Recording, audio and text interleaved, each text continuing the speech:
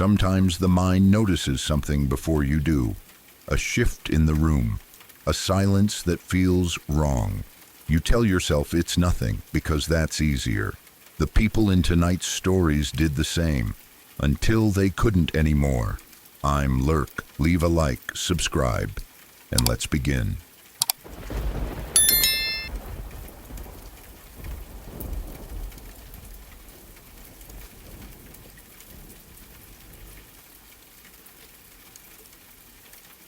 There is something my brother insists happened when we were kids, but the strange thing is that I have absolutely no memory of it. None at all. According to him, it was something so shocking that it should have burned itself into our memories forever. But for me, it's like it never happened. He says that when we were young, our mom took us to the airport to see the aftermath of a plane crash. Specifically, he says it happened at Los Angeles International Airport. According to him, it was a huge passenger plane, a Boeing 747, and it had crashed onto the runway and broken apart across the tarmac. He describes it in a way that almost feels too vivid to be made up. He says the plane was burned and damaged so badly that pieces of it were scattered across the runway.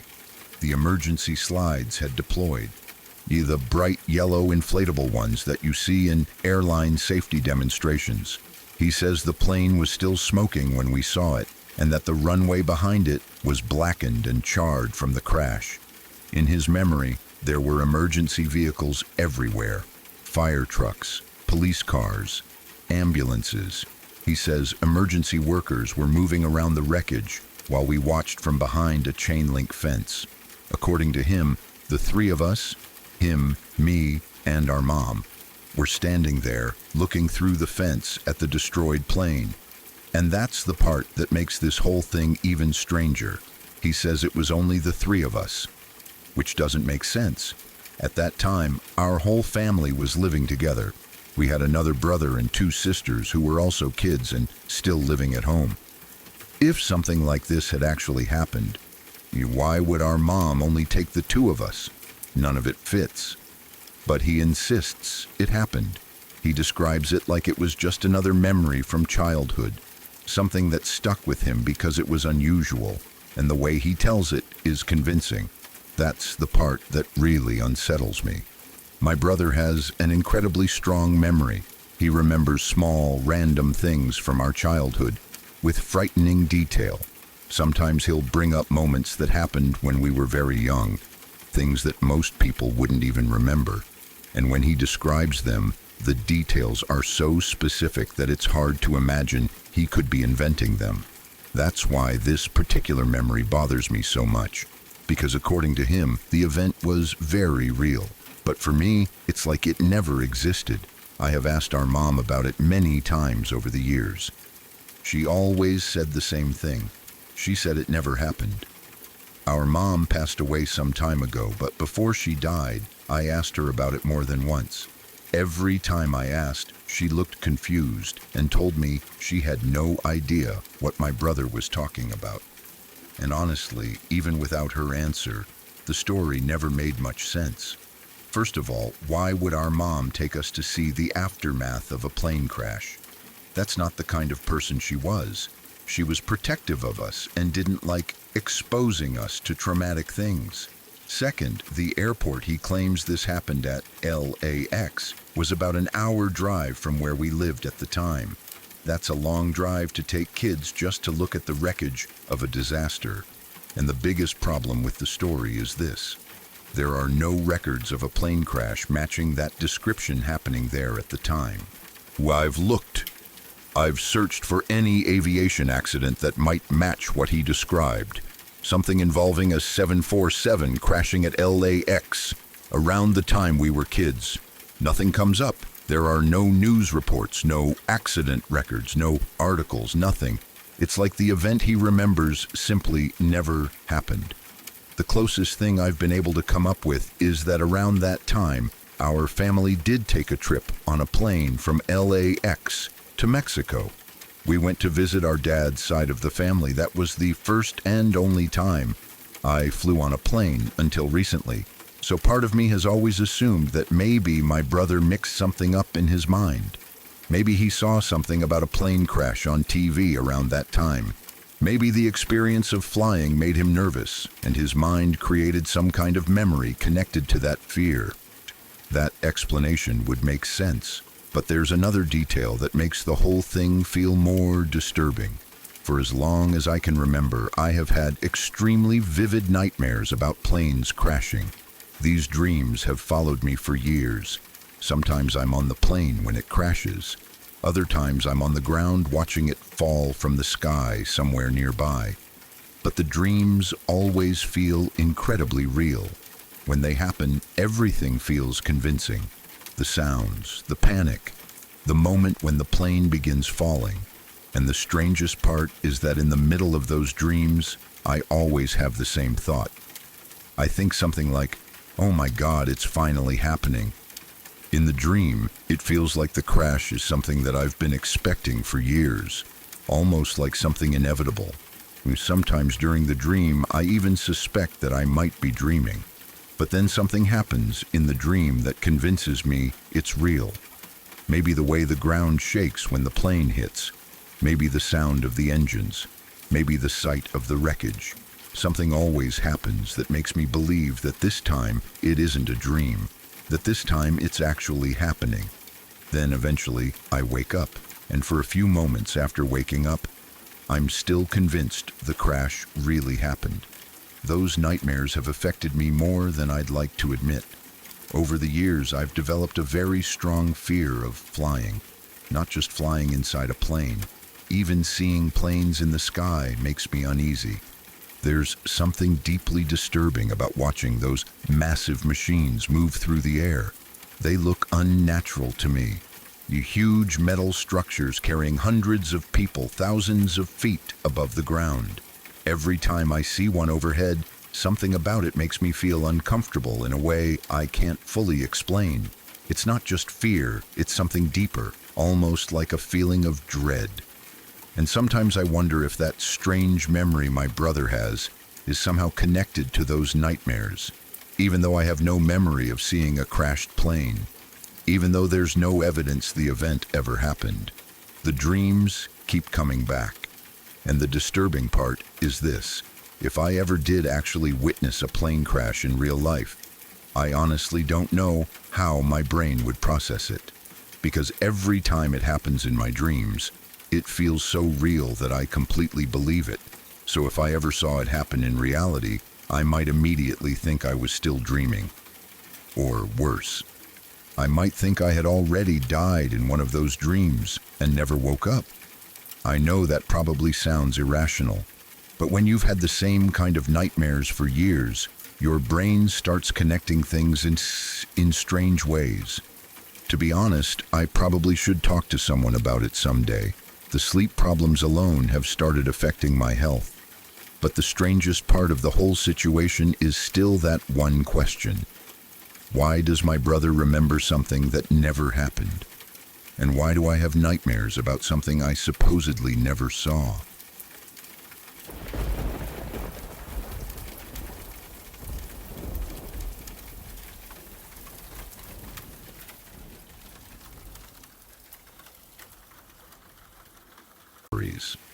I grew up in the Pacific Northwest, in places where the forest stretched so far that you could walk for hours without ever reaching a fence or a road.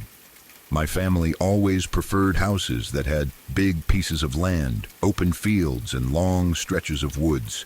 It was normal for us. Those forests were part of my childhood, the same way playgrounds and city parks are for other kids. My friends and I spent nearly every free moment running through them.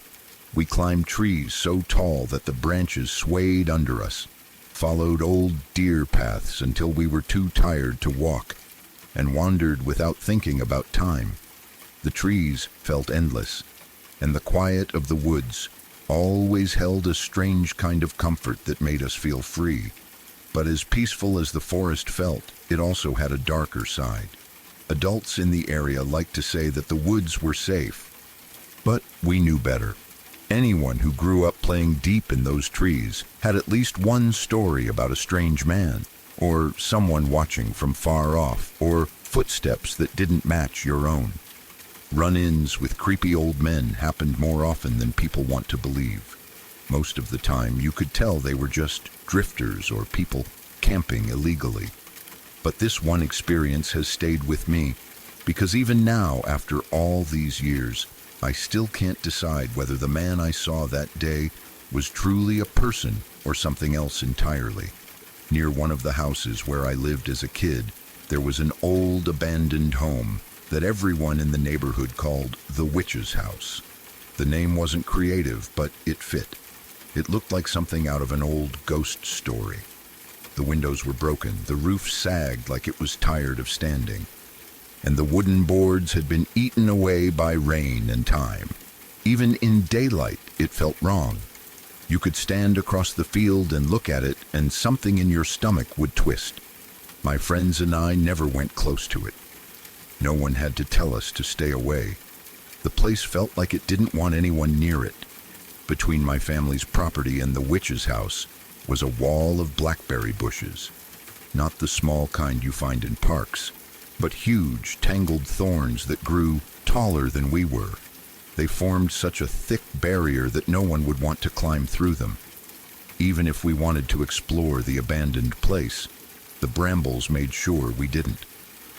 One afternoon, my friend and I were farther up the edge of the woods and discovered a treehouse that neither of us had ever seen before. It wasn't new, but it wasn't falling apart like the witch's house either. It stood just behind what would have been the backyard of the abandoned property. We climbed up the ladder to look around. The boards creaked under us, but the view was nice. Through the spaces between the leaves, we could see the back of the witch's house below. While we were exploring the treehouse, we both noticed something moving near the back door of the abandoned home. It wasn't a big movement, just a shadow or the hint of someone passing quickly, but it was enough to scare the both of us. Our hearts jumped, and without needing to say anything, we climbed down and left the area quickly. We tried to forget about it, but the image stuck with us. A week or so later, we were playing deeper in the woods on my family's land. This time, we were north of the witch's house, farther away from any of the old buildings. We did what we always did. We climbed trees. Each of us picked our own and spent time trying to find sturdy branches to sit on. We weren't very high up, but we were just high enough that someone walking by wouldn't easily notice us. While we were talking and laughing quietly between the branches, we heard something, the sound of branches snapping. It wasn't a small sound like a squirrel or a deer. It was heavy, deliberate. My friend and I froze instantly. We didn't say a word. We held our breath. The forest around us became silent except for those slow, steady footsteps. Then an old man stepped into view. He came from the direction of the witch's house, walking toward the area where we were hiding in the trees. He wore a worn-out cowboy hat that looked like it had survived countless winters. His flannel shirt was faded from years of sun, and his jeans looked old and dusty. Everything about him seemed aged, like he had been living alone in the woods for far too long. He stopped near where we were perched and slowly looked up at us. "Hello, girls," he said. My whole body went cold.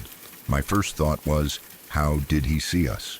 We were convinced we were hidden well enough that no adult would spot us unless they were standing right under our trees. The man didn't seem startled or confused.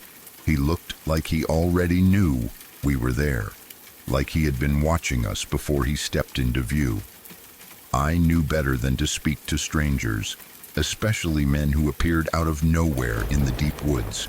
My mind raced, trying to understand why he was coming from the direction of the witch's house. Nobody lived there. Nobody should have been near it. The place had been abandoned for years. My friend, who was older and braver than I was, spoke first. She greeted him back, though her voice shook slightly. The old man didn't smile. He didn't look threatening, but he didn't look friendly either. He seemed tired. His expression was strange, unreadable, like there was something weighing heavily on him. "I want you two to be careful in these woods," he said. I've been around a long time, and I would not want you both getting hurt."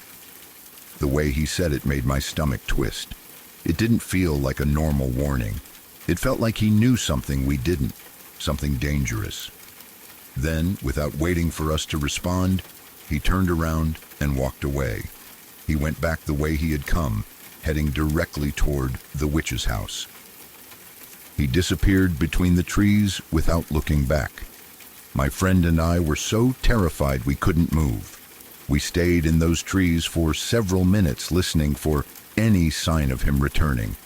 When we were absolutely sure he was gone, we jumped down and ran straight home. Neither of us looked behind us. We didn't stop until we reached my house. For the next few weeks, we couldn't stop thinking about him. We kept trying to make sense of the encounter. Who was he? Why was he there? How did he see us so easily? And why was he walking from a place everyone believed was empty? We started watching the witch's house from a safe distance. Every afternoon, we would go to the edge of my family's property with binoculars. We watched the windows, the yard, the roof, the trees around it, everything. We were waiting to see lights or movement. Anything that would prove someone was living there, but nothing ever happened. The house stayed dark. The windows stayed empty. We never saw another person come or go. No smoke, no flashlights, no signs of activity. It was completely still like it always had been. That made everything worse. If someone was actually living there, we should have seen something. But if no one was living there, then who was that man? As kids, we tried to convince ourselves that he was just an old man passing through. Maybe he was a neighbor. Maybe he had been hiking. Maybe he used the backwoods as a shortcut. But none of those explanations made sense. No one ever walked through those woods except kids. Adults stayed on the roads or on the trails closer to town. And no one, not a single adult, would willingly walk through the wild blackberry thickets that stood between the witch's house and the rest of the land. The only path from that direction was the one that came directly from the abandoned backyard. Sometimes at night, I would replay his warning in my head. The way he spoke felt like he was telling us more than what his words said, as if the woods held dangers we were too young to recognize, as if he wasn't warning us about animals or getting lost, but something else entirely.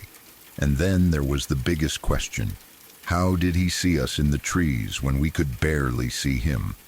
The forest wasn't bright that day. The trees cast a lot of shadows. We weren't moving or talking, yet his eyes went right to us. As the years passed and I got older, I still thought about him. The memory never faded. I talked to adults about it later, trying to find anyone who might know who he was, but no one recognized the description. Older neighbors said the witch's house had been empty long before I was born. My parents said no one had lived in that direction for decades.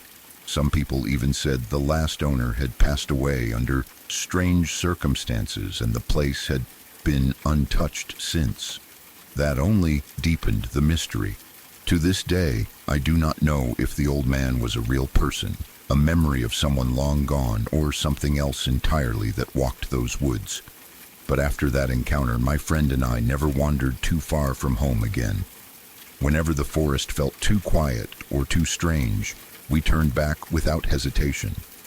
And every single time I hesitated on a trail or felt like I had gone too far, I remembered the old man, his tired voice, and the warning he left us with. Whatever he was, I still believe he meant it. If you want me to rewrite more stories like this, or expand it even longer, just send the next one.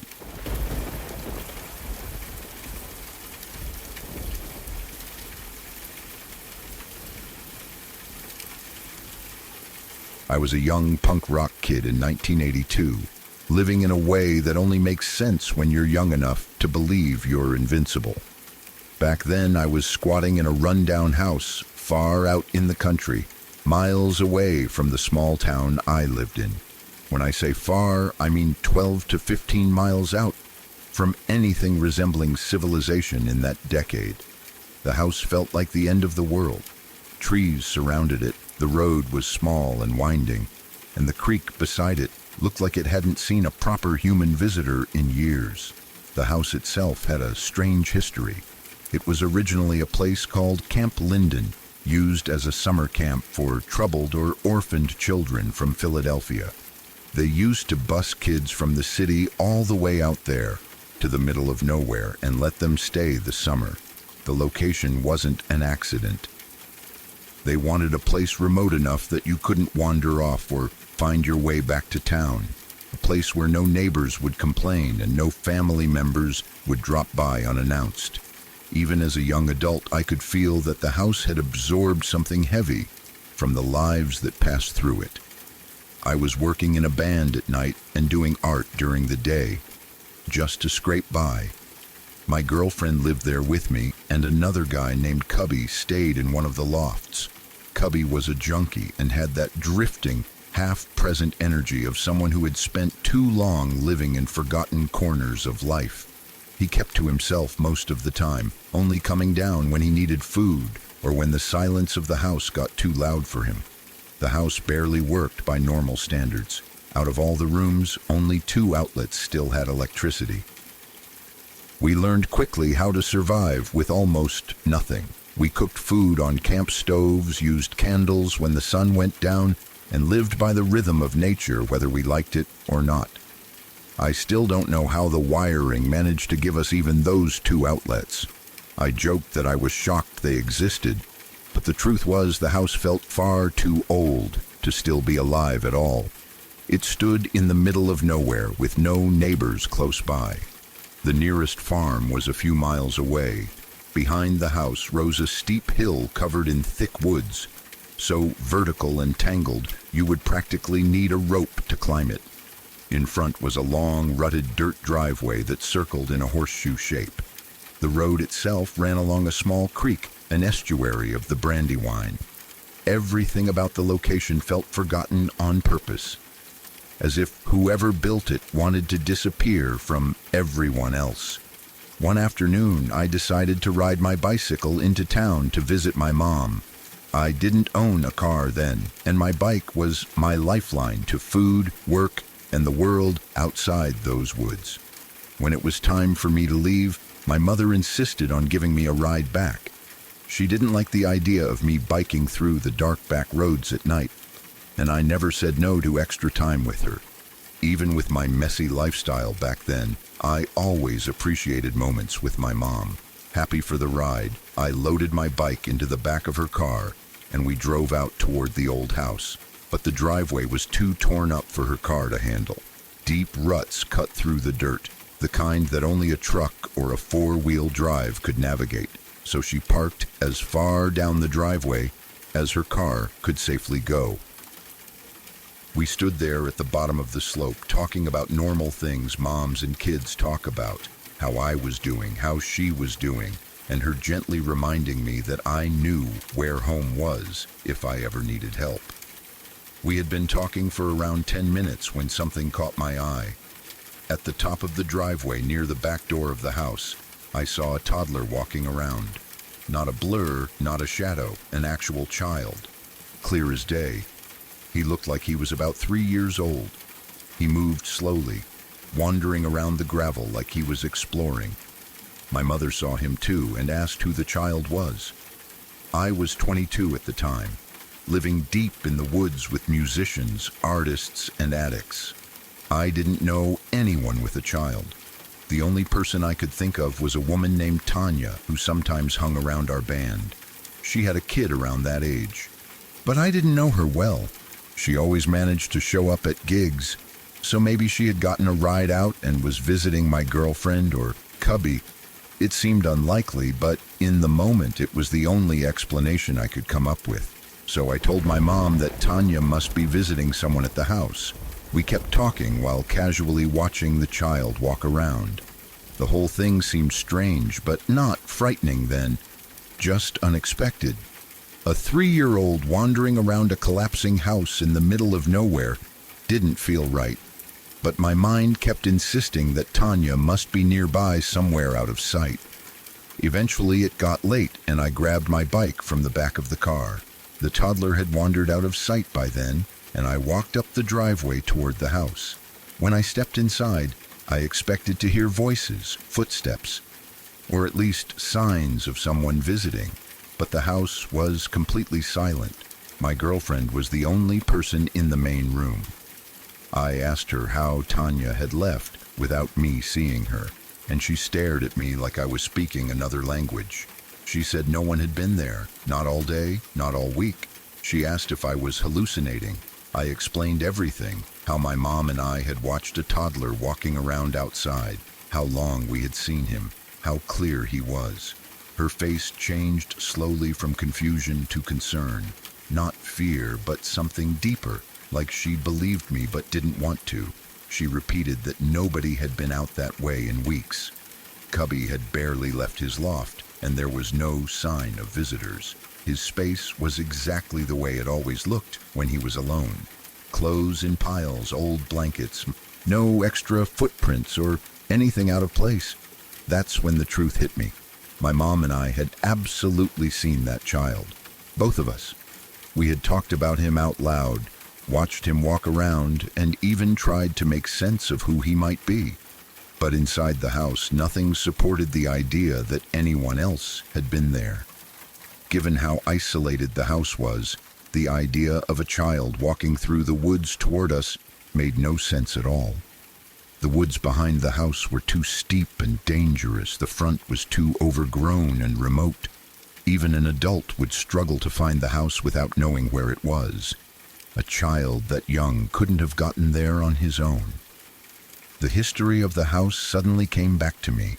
The summers filled with troubled children, the long stretch of time where no one lived there, but the ghosts of memories.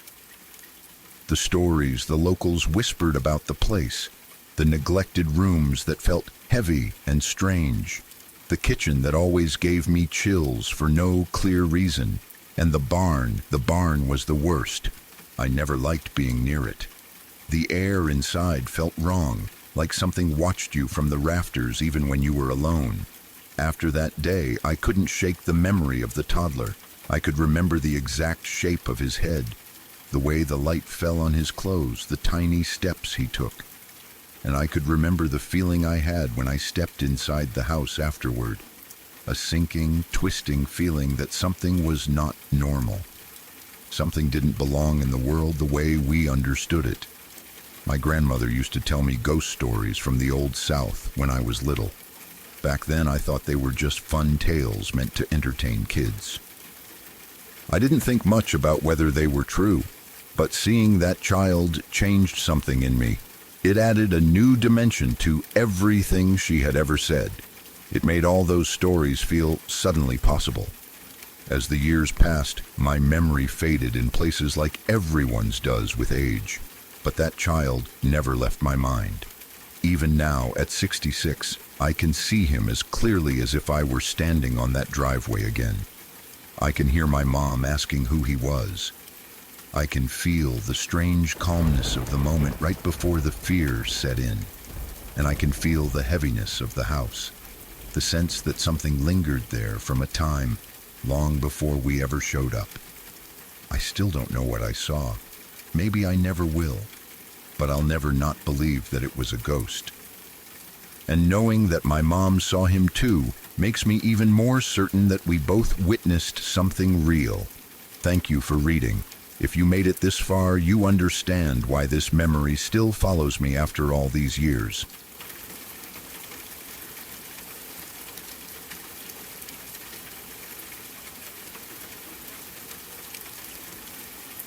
I remember almost every detail of what happened that night in the woods, even though years have passed.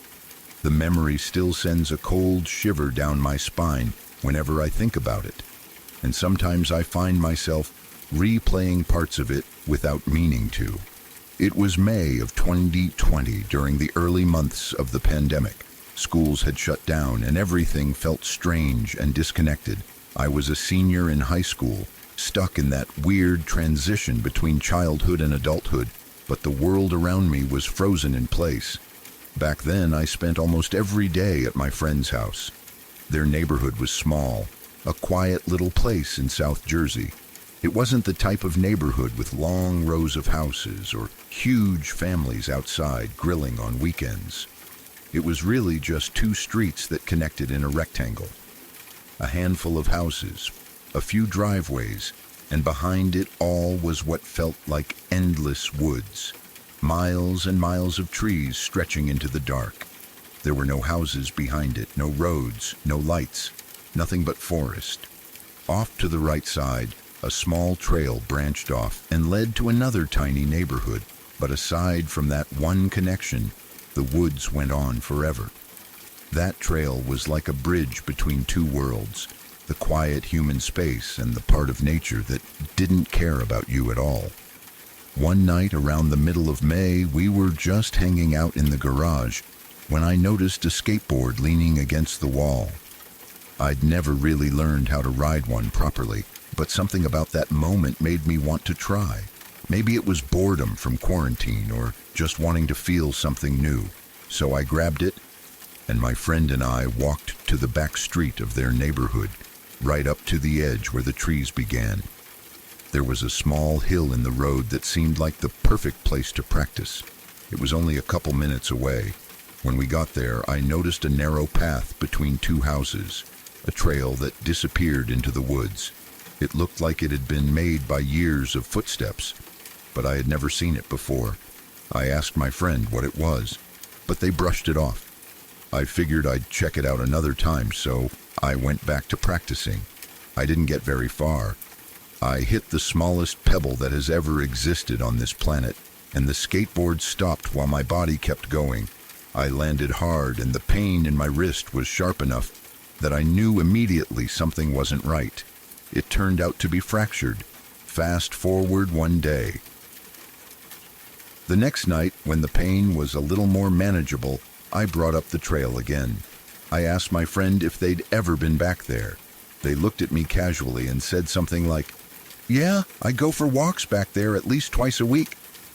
I'm not sure why, but hearing that made the idea of exploring the woods feel exciting. I thought it would be a simple little adventure, something to distract me from everything going on in the world, something to forget about the wrist and the boredom and the constant stress of those early COVID days. Looking back now, I wish we never went. We grabbed two small handheld flashlights and walked toward the entrance of the path. We didn't turn the lights on until we passed the two houses that bordered the beginning of the trail. Once the trees closed in around us, everything became darker and quieter. The first part of the walk wasn't scary. It felt peaceful, actually. The path was narrow but clear. We could see the ground enough to avoid tripping, and the sound of our footsteps mixed with the soft summer breeze.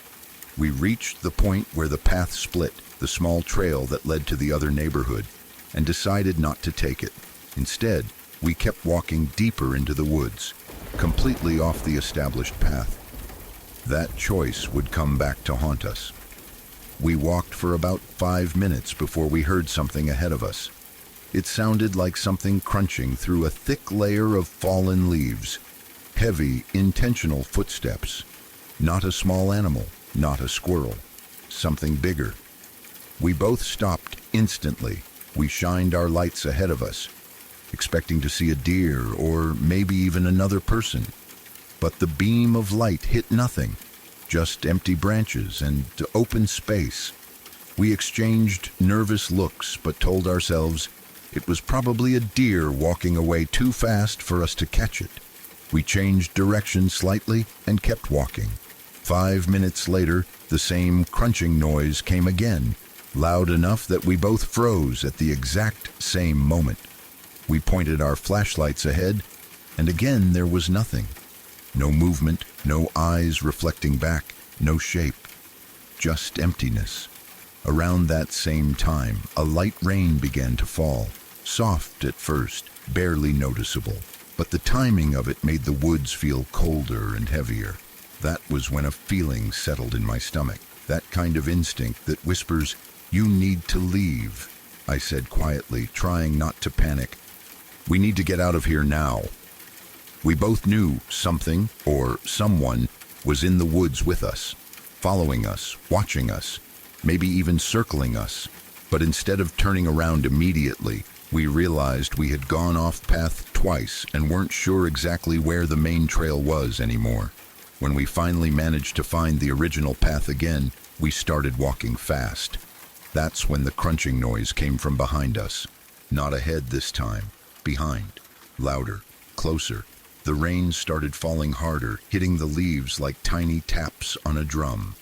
We picked up the pace from fast walking to something between a jog and a run.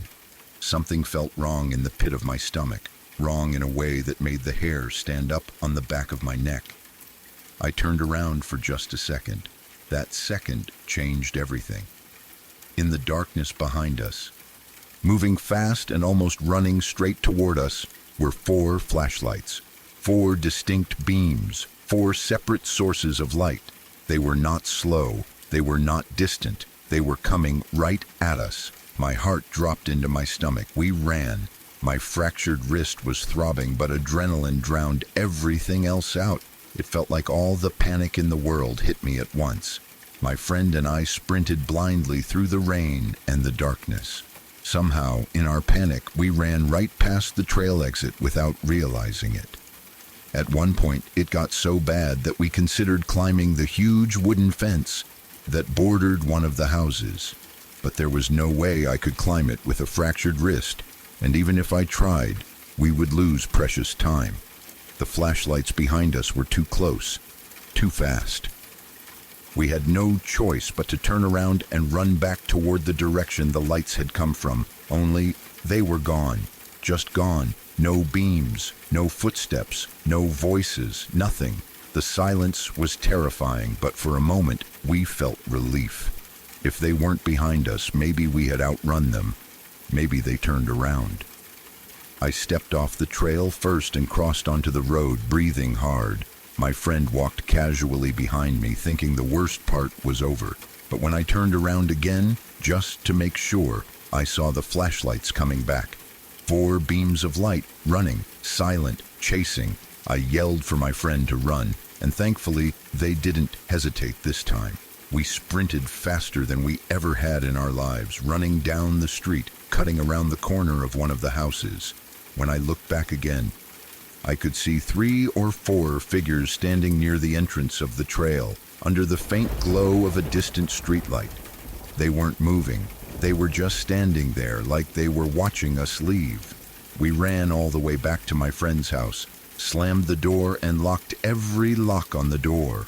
Only then did we finally breathe. Only then did the immediate fear drain out of us, but the confusion didn't. To this day, we have no idea who those people were or what they wanted. We talked through every possible explanation. If they were cops, they would have announced themselves, and no police officer would be deep in the woods in the middle of the night without a vehicle nearby. There were no flashlights visible earlier when we first heard the noises, so they weren't just walking casually.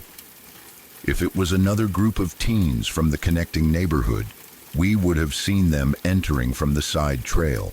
And nobody followed us into the woods originally because the footsteps started in front of us, not behind. Whoever they were already in the woods before we entered, already watching, already waiting. They never spoke a word, not one. They chased us, stopped chasing us, then returned again, silent, fast, and purposeful. Their intentions couldn't have been good, and I still believe that if they had caught us, something bad would have happened. I've only told this story a handful of times. Most people look at you differently when you talk about things like this. They think you're exaggerating or making it up for attention. But this actually happened. It was real. And I have never gone near that trail or those woods again. Not once. Not even during daylight. Even now, I can still see those flashlights coming toward us, cutting through the dark. And I still wonder if they ever went back into those woods looking for someone else.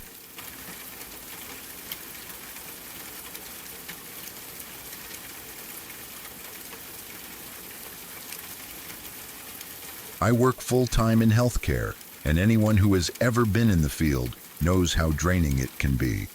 There are days when you don't just feel tired, you feel emptied out from the inside. Some nights I come home so mentally foggy that even eating feels like too much effort. So on my days off, or after long shifts when I needed to breathe again, I would take drives to the ocean. Sometimes alone, sometimes with my best friend. Those drives were like medicine for my brain. Late at night, under the stars or the pale glow of the moon, I felt like I could finally exhale. The sound of the waves, the cold, salty wind, the long talks and laughter, it all made life feel lighter, like the weight of work and stress slipped off my shoulders for a little while. But something happened a few nights ago that has made me rethink everything about those peaceful nighttime drives. I still love the ocean, but now there is a part of me that hesitates when the sky turns dark. A part of me that wonders if the peace I found at night is worth the fear that now sits in my chest whenever I think about going back. It was a cold, dark night in November. Normally I finished work at 11 p.m., but that night I didn't leave until 1 a.m. Healthcare doesn't care about your plans, your sleep, or your sanity. It demands everything. The town I worked in was small, one of those places west of the big city that people blink and miss when they drive by. I lived about 45 minutes away, and the thought of the long commute home made me sigh as I walked through the parking lot. The wind was rough that night. Brown leaves spun across the pavement, swirling around my feet like a warning the world didn't know how to say in words. I pulled my jacket tighter and hurried to my car, grateful to escape the cold. Before I left work, the coworker who came in to relieve me warned me not to take the new highway home. She said the wind was so bad that her car had almost been blown off the road. Instead, she told me to take the old highway, slower, longer, and winding through thick forests, but safer during heavy winds. Normally, taking that road added at least 15 minutes to the drive, but at 1 in the morning, time didn't matter. I just wanted to get home alive. So I listened. As I drove, my headlights cut through the dark trees crowding the old highway. The forest looked endless on both sides, like the road was slicing through a black tunnel. Every now and then, a strong gust of wind would push against my car, hard enough to make me grip the wheel tighter. I breathed slowly and tried to relax, telling myself that once I got into bed, everything would be fine. I turned on a podcast to keep myself awake. The narrator's voice was steady and calm, but the darkness around me made everything feel sharp and alert. No other cars had passed in almost 20 minutes.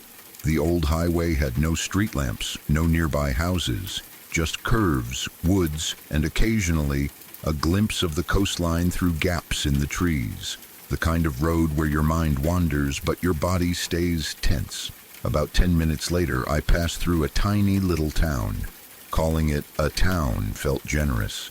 It had a grocery store, a drugstore, a couple of small restaurants, and a gas station that looked like it belonged in a movie about the 70s. The gas station was just a small trailer with 2 pumps outside and a flickering sign.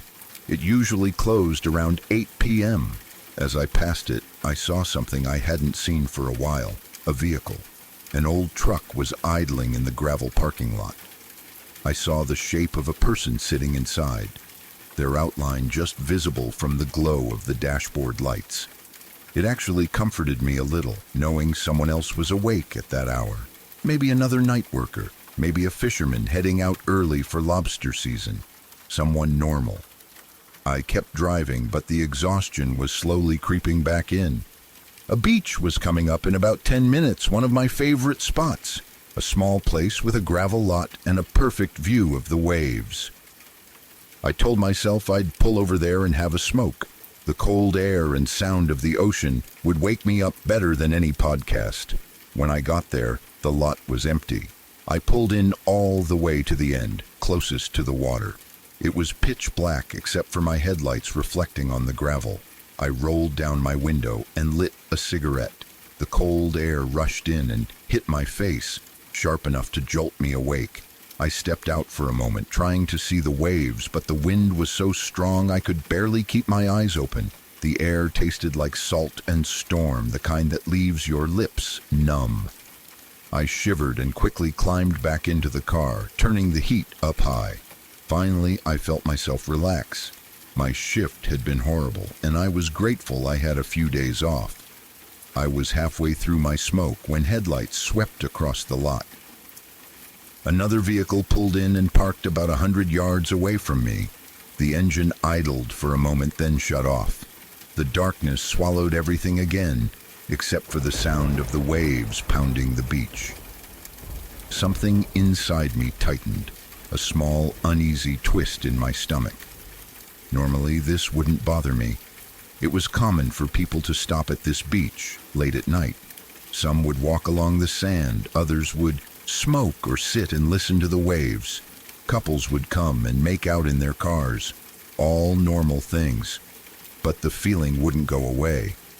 I checked the time, 1:40 a.m. Trying to calm myself, I lit another cigarette. The wind outside made the car creak slightly.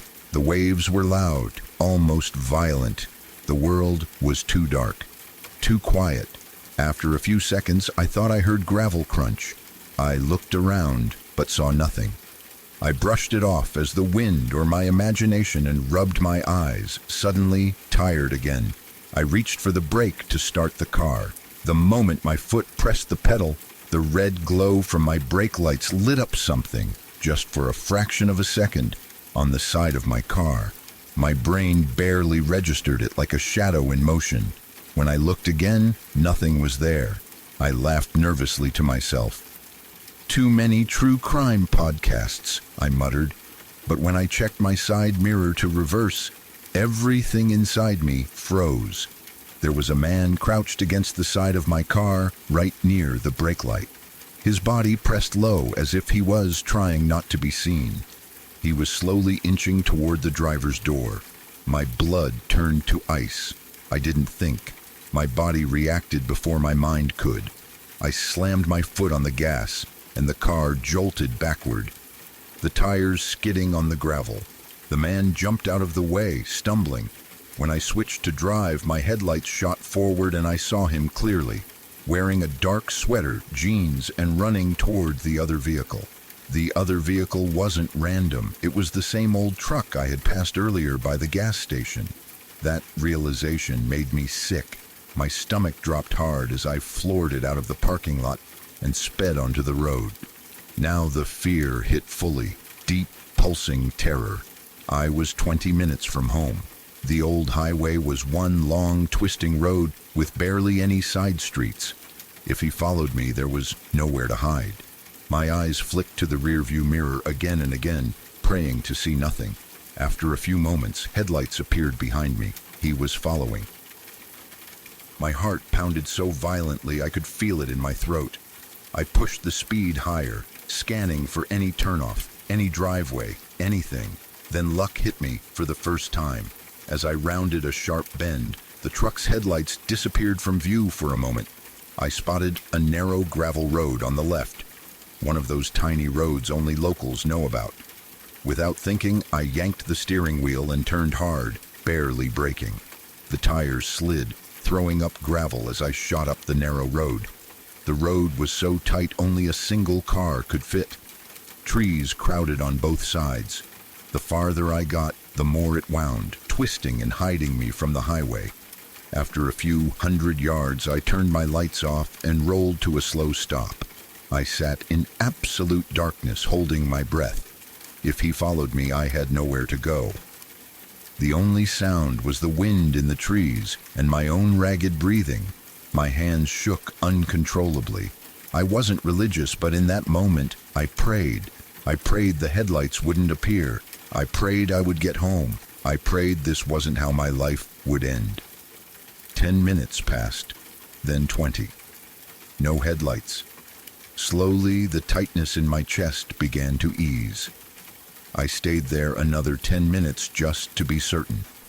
When I finally turned the car back on, I kept the lights low and slowly turned around, doing what felt like a 10-point turn on the narrow path. When I reached the main road again, I hesitated. The coastline stretched for miles, and I could see nothing, no vehicles, no lights, nothing but the curve of the road against the ocean. I took a deep breath and turned left toward home. The entire drive, I was rigid with fear, waiting for that old truck to reappear, but it never did. I passed 2 cars, 1 police cruiser, 1 Jeep, but nothing else. When I pulled into my driveway, shut off the engine, and locked my doors, the reality settled in. I had been less than a minute away from a man who tried to touch my car, hide beside it, and follow me in the dark. If I hadn't checked my mirror, if I hadn't reacted, if I hadn't found that gravel road, I don't know what would have happened. But I do know one thing. I will never go to that beach at night again. Some people in this world have bad intentions, and sometimes you don't realize you've crossed paths with one of them until it's almost too late.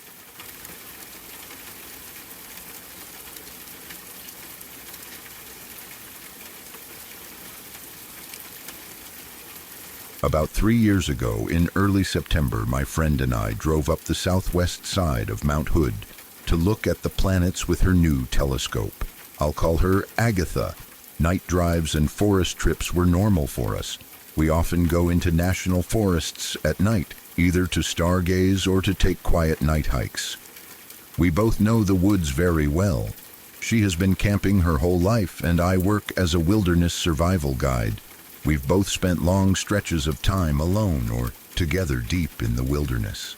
Between the two of us, we've had bear encounters, cougar encounters, wolves, elk, moose. If it lives in the forest, we've probably crossed paths with it at some point. I've also had my share of strange moments with people in the woods. I've stumbled into signs of occult rituals. I've come across people living in hidden camps off-grid. I've met very unusual strangers in places no one should be. All of those are their own stories. I mention all of this because neither of us scare easily. We're used to weirdness. We're used to strange noises, odd lights, sudden changes in the forest. It takes a lot to shake us.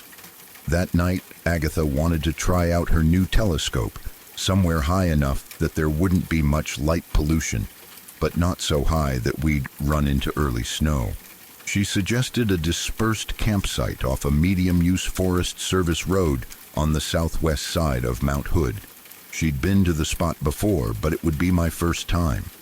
She described it as a wide clearing about 150 feet across, mostly dirt and gravel, bordered by thick trees. She said it was perfect for stargazing. We drove up the forest road as the sky grew darker. The air had that early fall edge to it, cold but not fully winter yet. We talked about the planets we hoped to see, about Jupiter's moons, about how clear the sky usually is up in that area. I was curious about other spots higher up, so I asked if we could drive a little farther before committing to her usual clearing, just to see if there might be a place with an even more open view of the sky. She agreed, so we passed the spot she knew and continued up the road for another couple of minutes.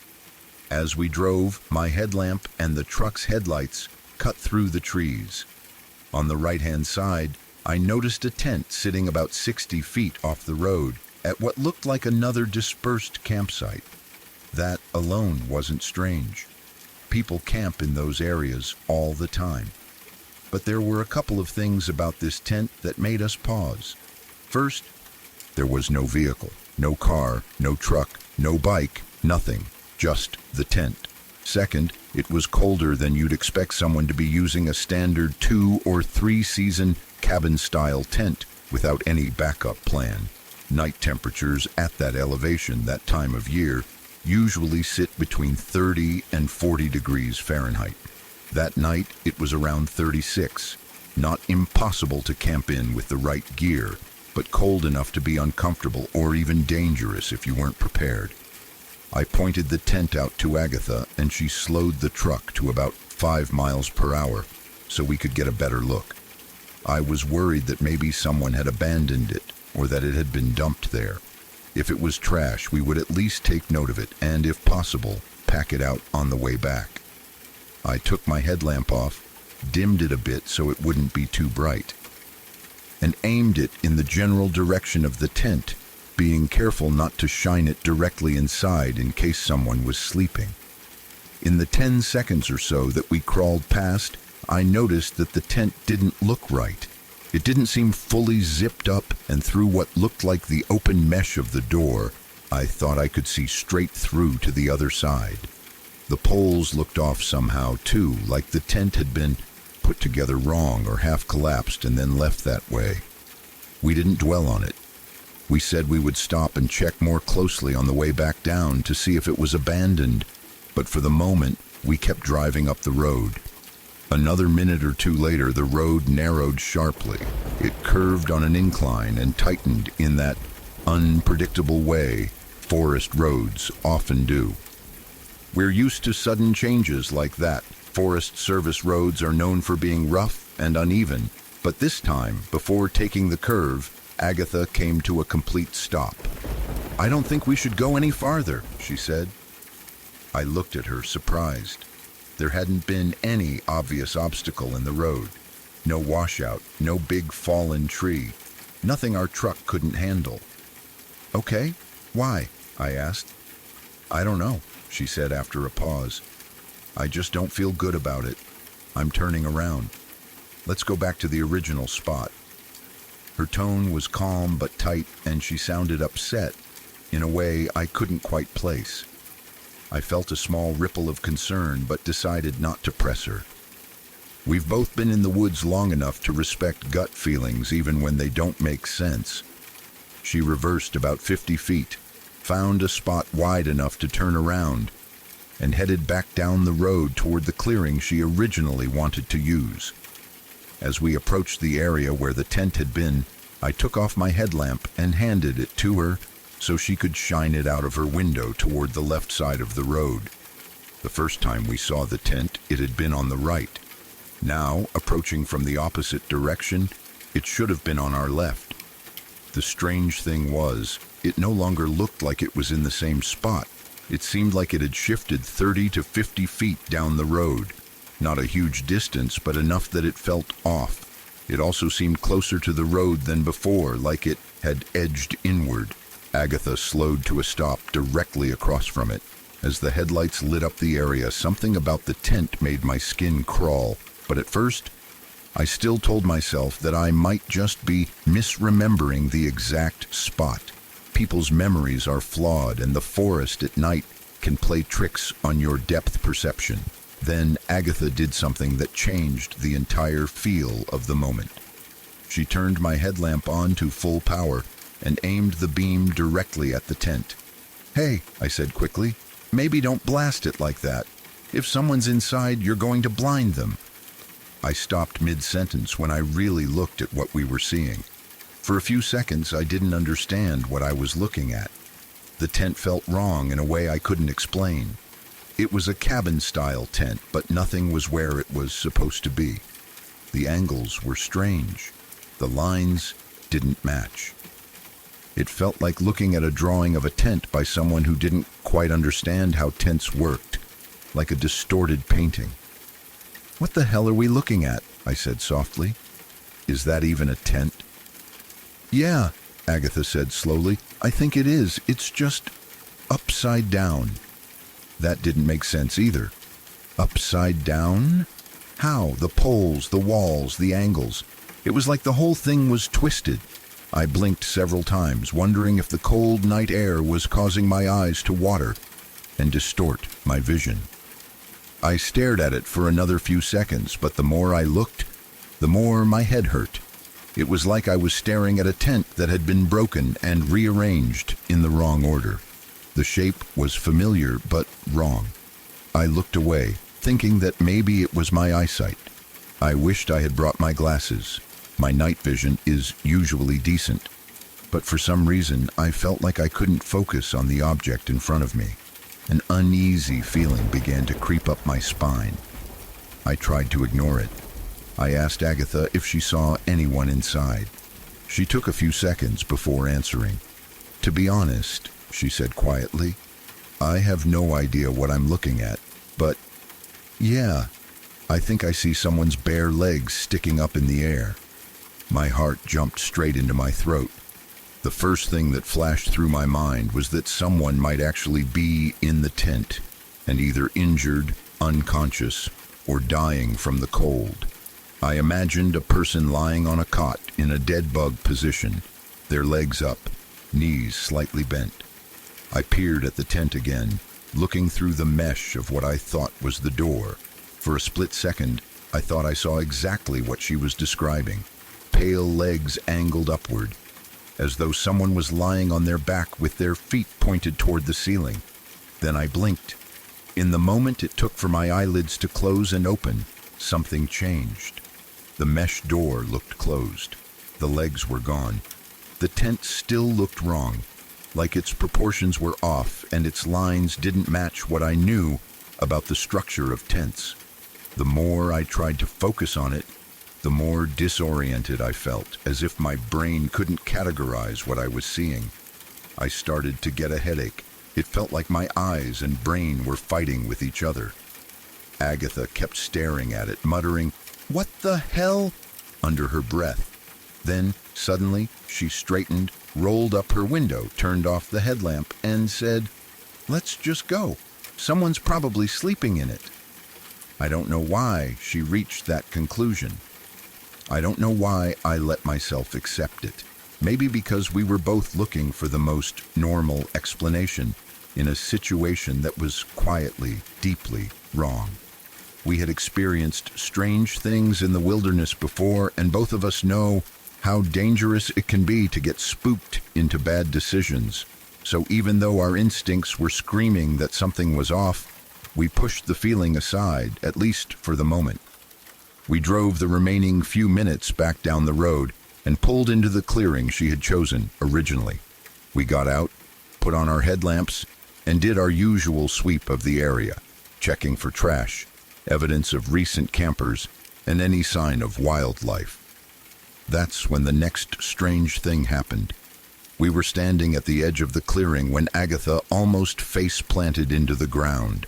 She stumbled hard, catching herself at the last second. That in itself wasn't dramatic, except this is someone who spends a lot of time hiking, camping, and walking at night. She doesn't just randomly trip on flat ground. About a minute later, I did the same thing. I was walking from the edge of the clearing back toward the tarp and blanket we had laid out when my foot seemed to land where the ground wasn't. I nearly fell backward. It felt like the earth wasn't where it was supposed to be for a split second, like the terrain shifted an inch under my feet. We both laughed it off, but then kept tripping. Not once or twice, but several times each, stumbling over nothing, bumping into our own feet, misjudging steps on relatively flat, familiar ground. It felt like our sense of balance was off, or like the layout of the clearing was shifted in a subtle way we couldn't see but could feel. Rationally, I could tell myself that everyone has off days. Maybe we were tired. Maybe the cold and the dark were affecting our depth perception. I had never been to this spot before, but Agatha had, and she was usually sure-footed. I visit new places often and don't usually stumble around like that unless I'm in rough terrain, on loose rocks, or crossing creeks. Something felt strange, but we kept brushing it aside. Eventually, Agatha began setting up her telescope, and I spread the tarp and draped a crocheted blanket over myself. I lay down on the ground, looking up at the sky as she worked. She got the telescope assembled and pointed it roughly where Jupiter should be. She spent maybe 3 minutes getting everything ready, then tried to lock onto the planet. Every time she found Jupiter in the telescope, she would stand up for a few seconds to stretch her back and neck, then bend down to look again, only to find Jupiter gone from the eyepiece. This happened over and over for about 30 minutes. She'd get it perfectly lined up, straighten for a moment, and then somehow lose it. While she worked, I lay there on the tarp, feeling oddly comfortable, more comfortable than I should have felt in the cold. When she finally asked me to come look through the telescope to see if I could help track Jupiter, I stood up and immediately felt a change. It was much colder standing up than it had been lying down. Not just a little colder, like a noticeable shift of what felt like 15 or 20 degrees. The air around my body felt still, not windy. But the temperature difference between ground level and higher up was unmistakable. It was as if the air hugging the ground was warm and the air above was cold. I went over to the telescope and tried to lock onto Jupiter myself, but I had the same problem she did. I could get it centered for a second or two, but then it would slip out of view again.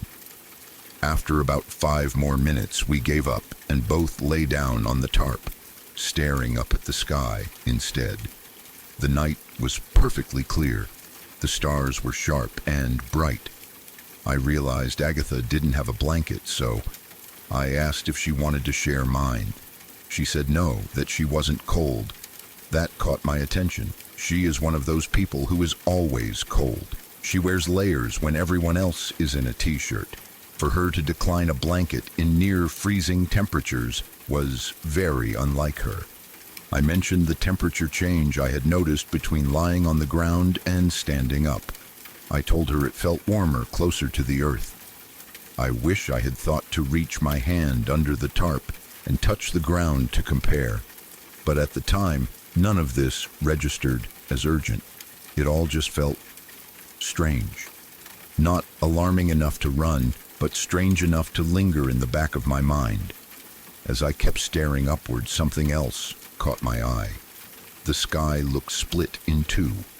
The divide ran roughly east to west, like an invisible line cutting across the sky. The half above us on the northern side looked slightly lighter, as if affected by some kind of faint light pollution, while the southern side was darker and more crisp. It wasn't gradual or fuzzy. It was a sharp difference, like someone had turned one half of the night up a notch. Then it got even weirder. As I watched the stars, I noticed that the ones on each side of this invisible line seemed to twinkle at different speeds. The effect was subtle but obvious once I saw it. My brain couldn't quite understand what it was looking at. Just as I started to focus on the stars, the split seemed to reverse. Suddenly, the southern sky looked lighter and the northern darker. I pointed this out to Agatha. She watched for a while and confirmed that she saw it too. We tried to come up with rational ideas, maybe some strange kind of light pollution from a distant town, some atmospheric effect, something to do with elevation or thin clouds we couldn't see. But the line was too sharp. It wasn't a glow or a dome, and the sun had set long before. It didn't look like normal twilight or any fading sunset effect. We weren't sure what to make of it, so we did what we had been doing all night. We noted it, called it weird, and then let it go. Another 10 minutes passed. I felt incredibly relaxed, almost unnaturally so. The combination of the warm feeling near the ground, the blanket, and the quiet made my body heavier. I drifted toward sleep. My thoughts blurred, slipping into that strange space between waking and dreaming. I don't know how much time passed, but at some point, Agatha suddenly sat up and shook my arm. Her voice was urgent but low. She said she saw a light through the trees in the direction of the tent we had seen earlier, the Picasso tent, as I had started calling it in my head. I stayed lying down and turned my head toward the southwest, toward the tree line. I could see a faint, distant light through the trees. "Probably just someone with a flashlight," I said. "Maybe the person staying in that tent, going to the bathroom or coming back from a short hike." Agatha agreed, though she added that the light seemed too high off the ground to be a normal handheld flashlight. We both watched for a moment, then she lay back down, and I let my eyes close again for a bit. At some point, maybe 10, maybe 20 minutes later, I suddenly sat straight up. Nothing obvious had woken me. There was no loud sound, no branch snapping, no animal cry. I just snapped awake like something inside me had been tapped. Agatha seemed to be dozing, still lying down. I looked toward the southwest tree line again and saw a light. At first I assumed it was the same one, so for a brief second I almost felt proud of myself for having such sharp senses, picking up on such a distant movement. Then I realized this wasn't what I thought it was. I saw one light, then another, then another. There were 3 lights in total, and they weren't behaving like normal flashlights. I didn't see beams of light extending toward the ground. Instead, I saw what looked like orbs. Each one glowed softly, a cold bluish color like cheap LED lights. They floated through the upper half of the tree canopy, not down near the ground. They moved in a triangular formation. As they drifted, they rotated around one another, staying in the same general triangle shape, but spinning in slow, deliberate patterns. I couldn't immediately tell how big they were.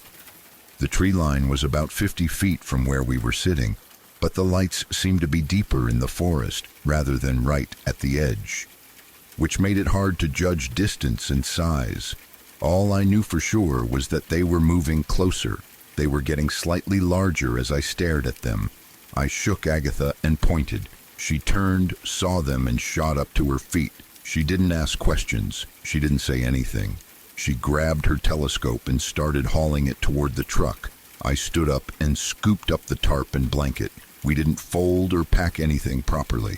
We just threw it all into the bed of the truck in a messy pile. The urgency was sudden and overwhelming. I have never felt dread like I felt in that moment. It wasn't just fear, it was a deep, primal get-out-now feeling that swept over both of us at the same time. My hands went numb. My breathing turned fast and shallow. All I could think was that I needed to be farther away from those lights. And I needed to be away from that mountain. We climbed into the truck, and Agatha floored it. Dirt and gravel flew behind us as we tore out of the clearing and back onto the forest road. The entire time, I felt like I was trying to run, even while sitting down. My body wanted to sprint. It was such a strong fight-or-flight response that I could barely think straight. We didn't talk at all until we were completely out of the forest and back on Highway 26. Only when we saw another car passing in the opposite direction did we both exhale at the same time.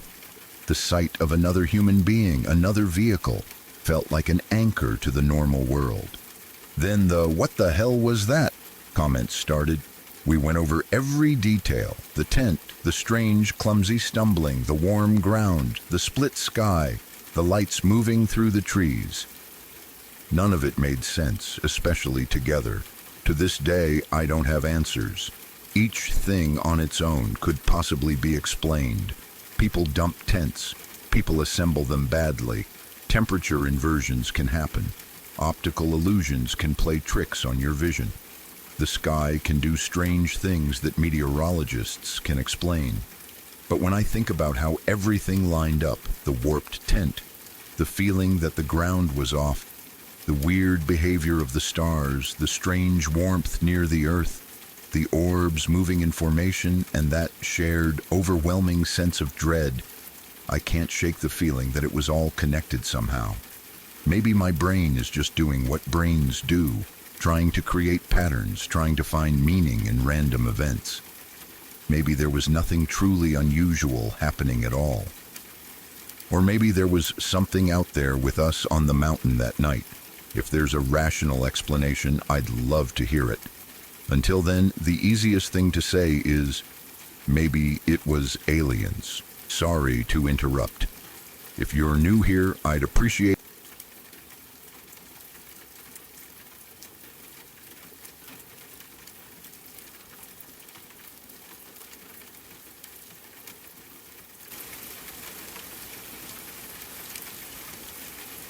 It all happened around August of 2013, out in the desert of northern New Mexico, on one of those warm, completely still nights when the mesas stand like dark giants under the stars.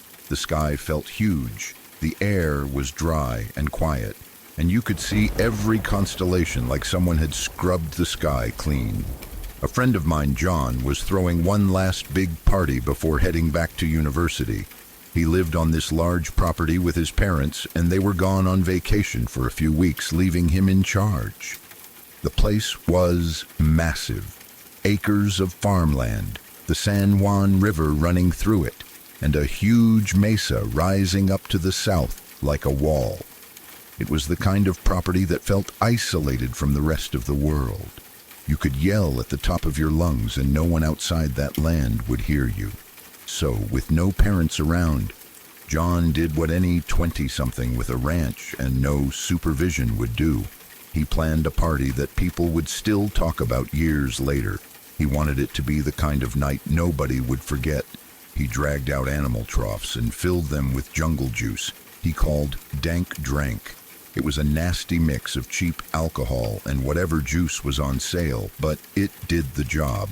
He set up multiple DJ stations around the property, one closer to the house, another near the fields, and one by the river. He even got one of his buddies to work the cattle guard gate, basically as a bouncer, to make sure only people he knew or trusted could come in. I went to the party with my close friends, Jacob and Sean. If you've heard any of my other stories, you might recognize those names. Later that night, we linked up with Alex, who was Sean's cousin, and Gabe, who everybody called Tank. The nickname fit. Tank was 6'4" and easily 280 pounds or more, all muscle. That detail matters later because seeing anything that makes Tank look small is not normal. By the time the sun started going down, the place looked less like a house party and more like a small festival. Cars were parked all across the fields in uneven rows. Music from different DJs overlapped and bounced off the canyon walls. You could smell dust, beer, weed, and that sweet, sticky smell of spilled alcohol soaking into dry ground. People were laughing, dancing, yelling across the field, hugging and talking to total strangers. The sky faded from gold to deep blue, and soon the stars looked like glitter, scattered over everything. We started drinking and moving through the crowd, stopping here and there to talk to people we knew and people we didn't. Everywhere you looked, there was something going on. Someone doing tricks with a lighter. Someone climbing into the back of a pickup truck with a speaker system. People stumbling, people flirting, people shouting over the music. It had that feeling of a perfect night, one of those times you never expect to end badly. But Jacob couldn't relax. He had this nervous energy that wouldn't go away. He kept scanning the edges of the property and saying things like, "Dude, the cops are going to show up. There's no way they don't." We kept trying to calm him down, reminding him this was private land and that the police couldn't just walk in without a reason. We thought John had it all under control with the gate guard and the distance from neighbors. Turns out Jacob's paranoia wasn't completely off base. The guy at the cattle guard, John's friend who was supposed to keep watch and filter who came in, got drunk. Not just tipsy, but full-on passed-out drunk. He left the gate open. With the jungle juice, the music, the fires, and the floodlights, by 10 o'clock you could probably see the party from miles away. The glow lit up the low sky. If anyone was driving on nearby roads, they'd notice it for sure. We noticed headlights coming down the long, winding dirt road that led to the property. At first, we thought it was just more guests arriving. But as the lights got closer, they switched from normal beams to flashing red and blue. Sheriffs, state police, more than one vehicle. The reaction from the crowd was instant. Panic spread like a fuse catching fire. Some people started screaming. Others ran straight to their cars. Engines roared to life. Tires spun in the dirt, and dust clouds rose into the beam of floodlights. Dogs were barking, officers shouting. Someone cut the music, but another DJ kept playing for a bit because they didn't realize what was happening. People scattered in every direction like a flock of birds. We didn't wait to see what would happen next. We took off toward the river, along with a group of others. Between the party and the river, there was a barbed wire fence. Tank, being the biggest, tried to push it down so everyone could jump over. He slammed his weight onto the wire, and I came right after him, trying to follow. When I stepped onto it, the wire slipped and snapped back up. It caught my pants and tore them straight open. I felt the fabric rip from the thigh area down and realized I was basically in my boxers. I didn't have time to care. I just kept running. The desert sand and brush stung my legs, but at least it was warm out. If it had been winter, I'd have been in serious trouble. We ran until we found a dense patch of cottonwood trees and brush near the riverbank. The foliage was so thick it felt like stepping into a natural cave. Branches overlapped overhead and around us, creating a kind of shelter. We crouched down low, trying to steady our breathing and listen.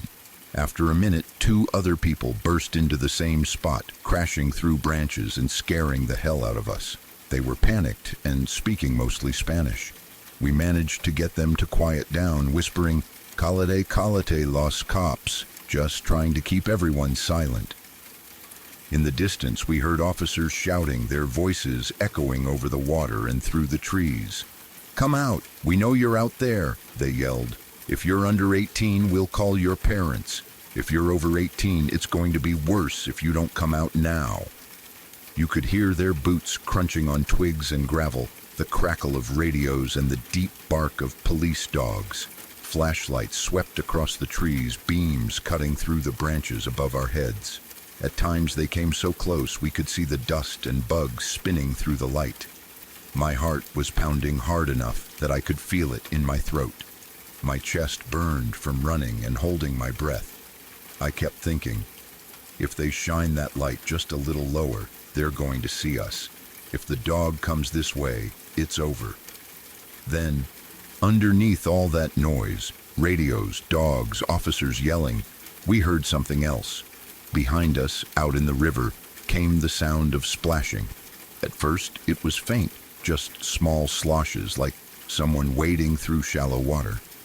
I barely noticed it. I thought maybe someone else was trying to cross the river to hide on the opposite bank. But the sound got louder. The splashes grew heavier, like something big was moving through the water. Tank whispered, "Bro, something's back there." I tried to brush it off. "Probably a cow or something, dude. Just be quiet," I whispered back. But even as I said it, I could hear the breathing, slow, heavy, panting. Not human, not like someone out of breath from running. It sounded like some huge animal drawing in air and letting it out in long, deep waves. We were in an area where mountain lions weren't uncommon, especially at night. I thought maybe it was one of those. A big cat wouldn't splash that much, though. It would move quietly. Whatever this was sounded massive and clumsy in the river. Sean's voice shook as he whispered, "I'm not staying here to get eaten. I don't care if I get arrested."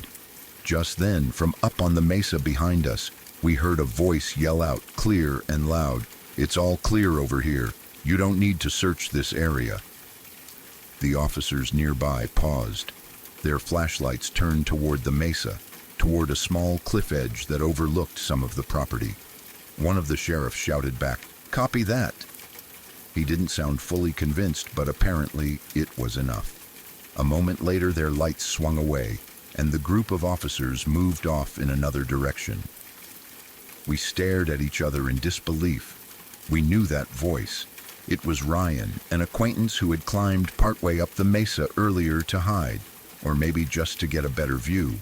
Somehow, in a drunken but clever moment, he had mimicked the tone of an officer and tricked them into leaving our area alone. Without even fully understanding what was going on down below, he'd basically saved us. But our relief didn't last.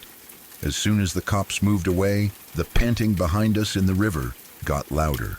The splashing grew heavier, like whatever it was had reached the near bank. Branches snapped. Water slapped against something big. It sounded like it was pushing its way toward the tree line, toward us. That was enough for Sean. "For this," he blurted out, no longer whispering, "I'm not dying out here. You can if you want. I'm going up there with Ryan." We didn't argue.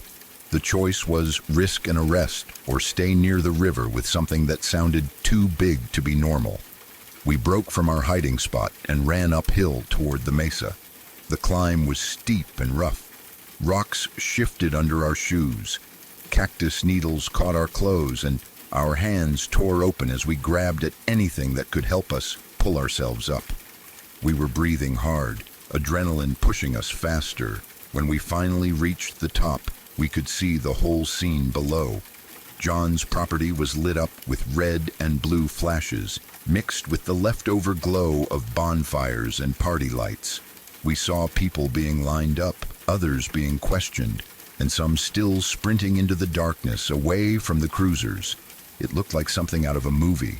We took a few minutes to catch our breath, relieved that we'd escaped both the cops and whatever had been moving down by the river.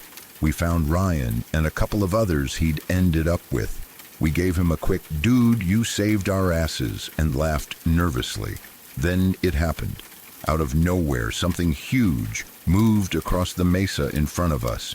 It was about 15 yards away, maybe less, cutting across our field of vision from left to right.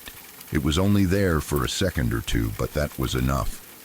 The speed of the thing was unbelievable, like it had covered that distance in barely any time at all.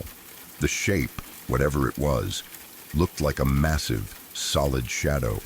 The only light came from the faint moonlight and the glow from the party below, but we could still see its outline. It had huge shoulders, long arms, and ran upright on two legs.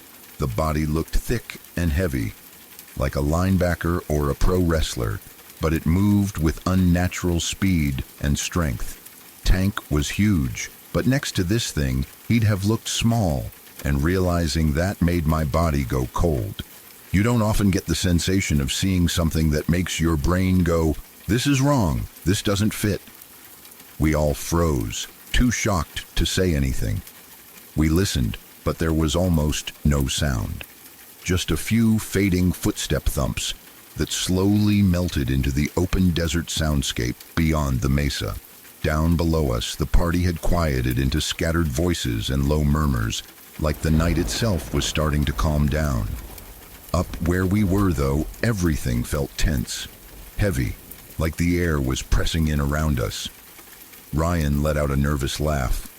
"I think that was Bigfoot," he said, half joking, half serious. No one responded. It didn't feel funny. The desert felt like it was holding its breath. None of us wanted to stay up there long enough to see if the thing came back. We decided to climb down the other side of the mesa, away from the property, away from the river, away from whatever that shadow had been. The descent was even more dangerous than the climb. Loose dirt slid under our shoes, rocks rolled under our feet. We grabbed at bushes and branches to keep from falling. Our legs were shaky and our minds were racing.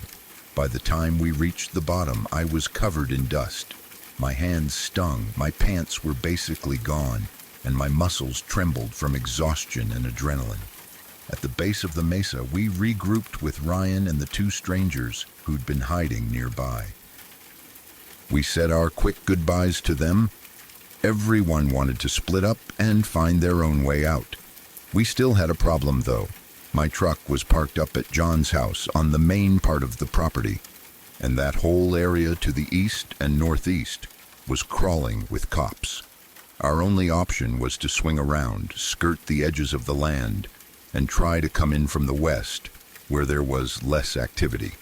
That meant heading north first, climbing another steep area covered in cottonwoods, sagebrush, and other low desert vegetation. It was like a small pocket forest tucked into the dry land. We started up the hill slowly, trying to be quiet. The night felt very still. Besides our footsteps crunching on dry dirt and loose stones, there was no other sound. No wind in the branches, no insects buzzing, nothing. Then we heard it. Laughter. High-pitched, soft, childlike. It sounded like a group of young girls giggling just ahead of us, near the top of the hill. The sound wasn't loud, but it was clear enough to be unmistakable. It didn't fit. There were no kids at this party, and no houses close enough for the sound to drift in from somewhere else. We stopped in our tracks. The hairs on the back of my neck stood straight up. My skin prickled with that instinctive raw fear you get when something is deeply out of place. Sean shouted up the hill, his voice shaking with anger and fear. "Who's up there? Come out! We just saw something! Don't fuck with us, we're already scared!" Silence followed. We waited, trying to listen for movement, but there was nothing. For a few seconds, it felt like time stretched out forever. Then the laughter came again. This time, it was softer. But it felt closer. It didn't sound like it was coming from just one spot now. It sounded like it was moving or circling us just beyond what we could see. High-pitched giggles like 2 or 3 girls whispering jokes to each other in the dark. Sean yelled again, "Stop it! Just let us come up and we'll leave you alone." No answer. We pulled out our phones and turned on the flashlights, shining them up the hill and into the bushes. All we saw were tangled branches, sagebrush, and dark tree trunks. No figures, no one standing there. The giggles started one last time, faint, overlapping right at the fringes of the light. I can't swear to it, but I thought I saw 2 crouched shapes near the top of the hill, just behind some bushes. Maybe it was my imagination, maybe it was shadows playing tricks, but in that moment, I believed my eyes. That was enough. None of us said another word. We turned and retreated, taking a longer, wider route north to avoid the hill and circling around until we were far from the river, far from the mesa, far from the laughter and the thing in the desert. Later that night, after we eventually found our way back toward the roads and heard the quiet hum of normal traffic again, we got word that another party had started about 15 miles away. People from John's place had regrouped, moved, and kept the night going. We were shaken but exhausted, and in a strange way, we wanted to feel normal again. So we went. We drank a little more, we laughed. We tried to forget the fear, but somewhere between the cops arriving at the first party and us making it to the second, tragedy hit. We heard that Larry, one of John's closest friends, had crashed his car leaving the first party. His vehicle had rolled several times. He didn't survive. I didn't know Larry personally, but everyone who did said he was kind, generous, always looking out for his friends. The kind of person who'd give you his last dollar or his favorite shirt if you needed it. Losing someone like that so young over one bad choice hits hard. It leaves a mark that doesn't go away. That night stays with me, not just because of whatever we saw or think we saw, but because of everything it reminded me about life. Parties can be fun. Nights like that can feel unforgettable, like you're invincible, like nothing bad can happen. But reality doesn't care how good the music is or how many friends you have around you. Cops show up, people crash cars, strange things move in the dark. Sometimes I still think about all the what-ifs. What if John's friend hadn't passed out and left the gate open? What if Ryan had been up on that mesa alone when that shadow thing ran by? What if we hadn't run from the riverbank and whatever was in that water had come closer? The questions don't really have answers, but they linger. The older I get, the more I realize how thin the line is between a fun story and a nightmare. Every time I'm back out in that part of New Mexico near those mesas, I get a familiar chill if I'm there after dark. The land feels quiet but watchful, like it remembers everything that's happened on it. I still don't know exactly what we saw that night. A huge person in the dark, some animal we misread, something else entirely, and those giggles on the hill, another group messing with us, or something stranger. I guess I'll never really know. What I do know is this: life can turn on you in a second. One open gate, one drunk driver, one decision to run left instead of right. It's all fragile, it's all unpredictable, and somehow that's both terrifying and weirdly beautiful. If you made it through this whole story, thanks for listening. Much love to everyone who supported me and listened to the other encounters I've shared. I've got more of them stored away in my memory, and maybe one day I'll actually start that podcast or hop on someone's live show and talk about this stuff in real time. Until then, stay safe, stay aware, take care of each other, and above all, Be kind.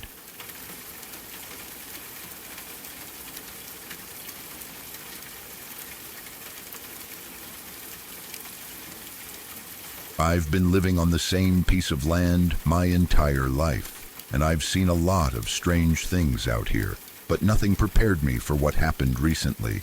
It's the kind of experience that keeps replaying in the back of your mind at the most random times, making you wonder if you truly understood what you saw, or if there are still things out here that we simply don't have names for. To give some context, my family owns 467 acres tucked deep into a hollow in northeastern Alabama. The land has been in my family since the early 80s, and my grandparents still live just down the road. It's quiet here in a way most people don't understand unless they've lived in the mountains. The world feels smaller within a hollow, the sky blocked by tall ridgelines, the air cooler, the shadows longer. Our nearest real neighbors are the deer, coyotes, foxes, and the occasional wandering black bear. Lately, though, things have been changing around us.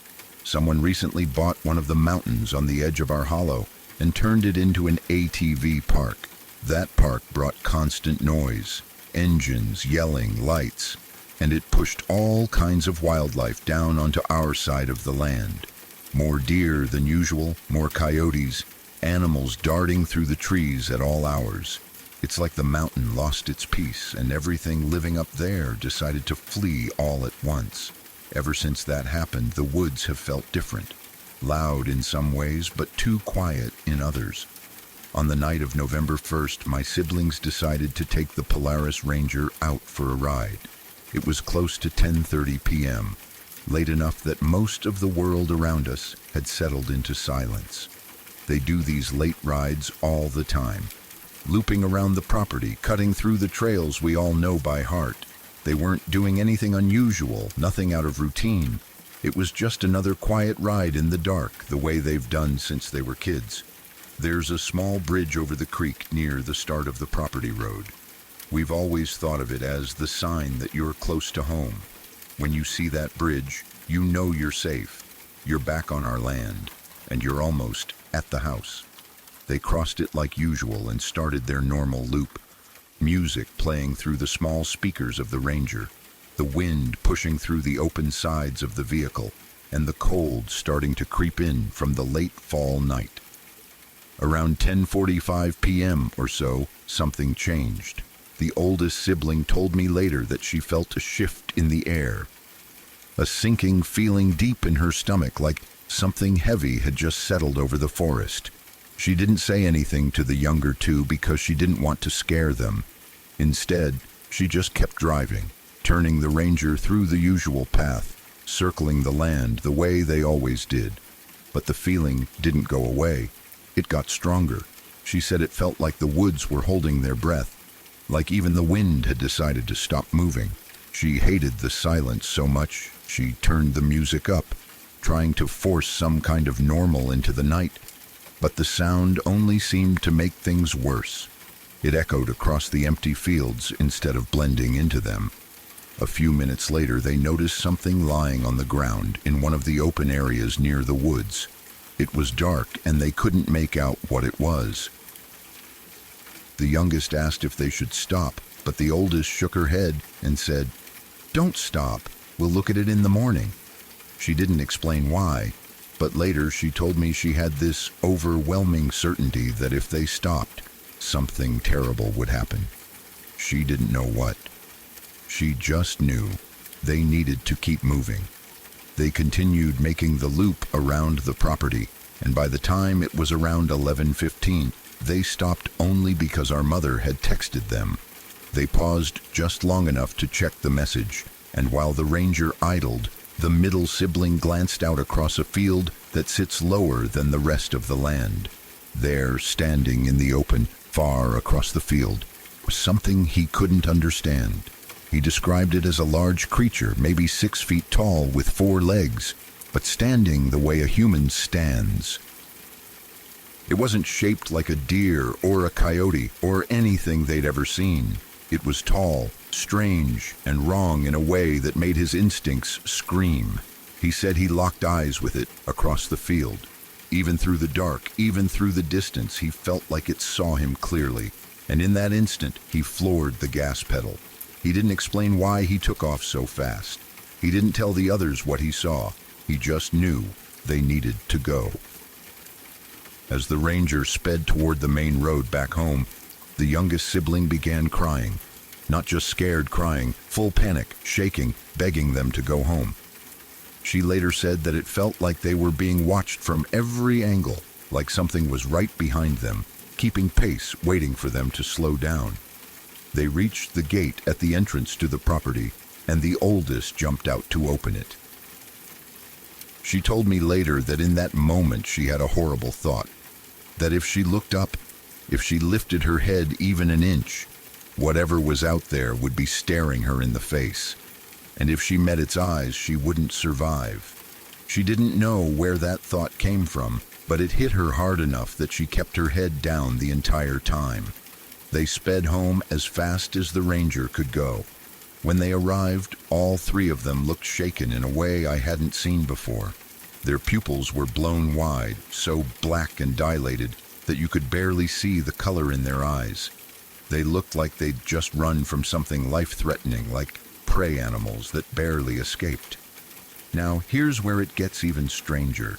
We have a porch dog who follows them every single time they go on rides. He's loyal, protective, and acts like their shadow. That night, he refused to leave the house. He stayed curled up by the door and wouldn't go with them no matter how much they called him. He growled at the dark once, then stayed put.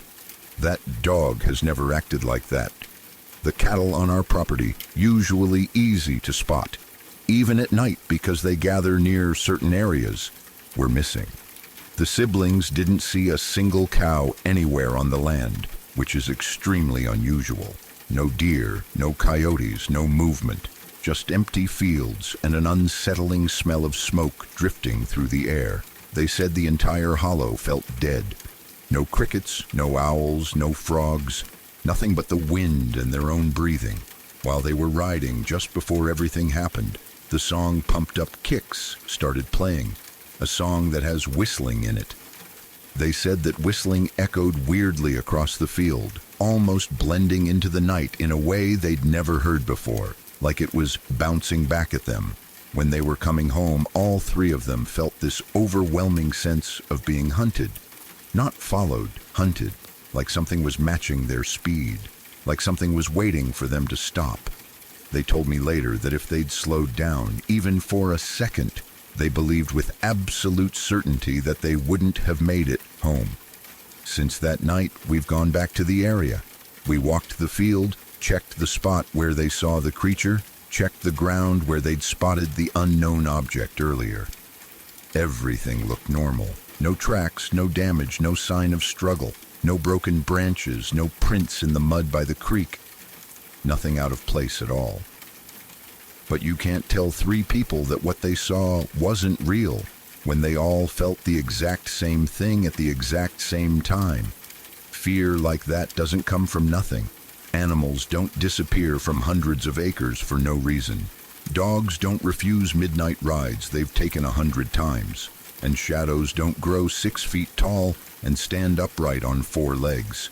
Something was out there that night, something that didn't want to be seen. And whatever it was, it watched my siblings long enough to make them feel like they were prey on their own land. I don't know what it was. Maybe I don't want to know. All I know is that on November 1st, something moved through our hollow that wasn't supposed to be there, and nothing has felt the same since.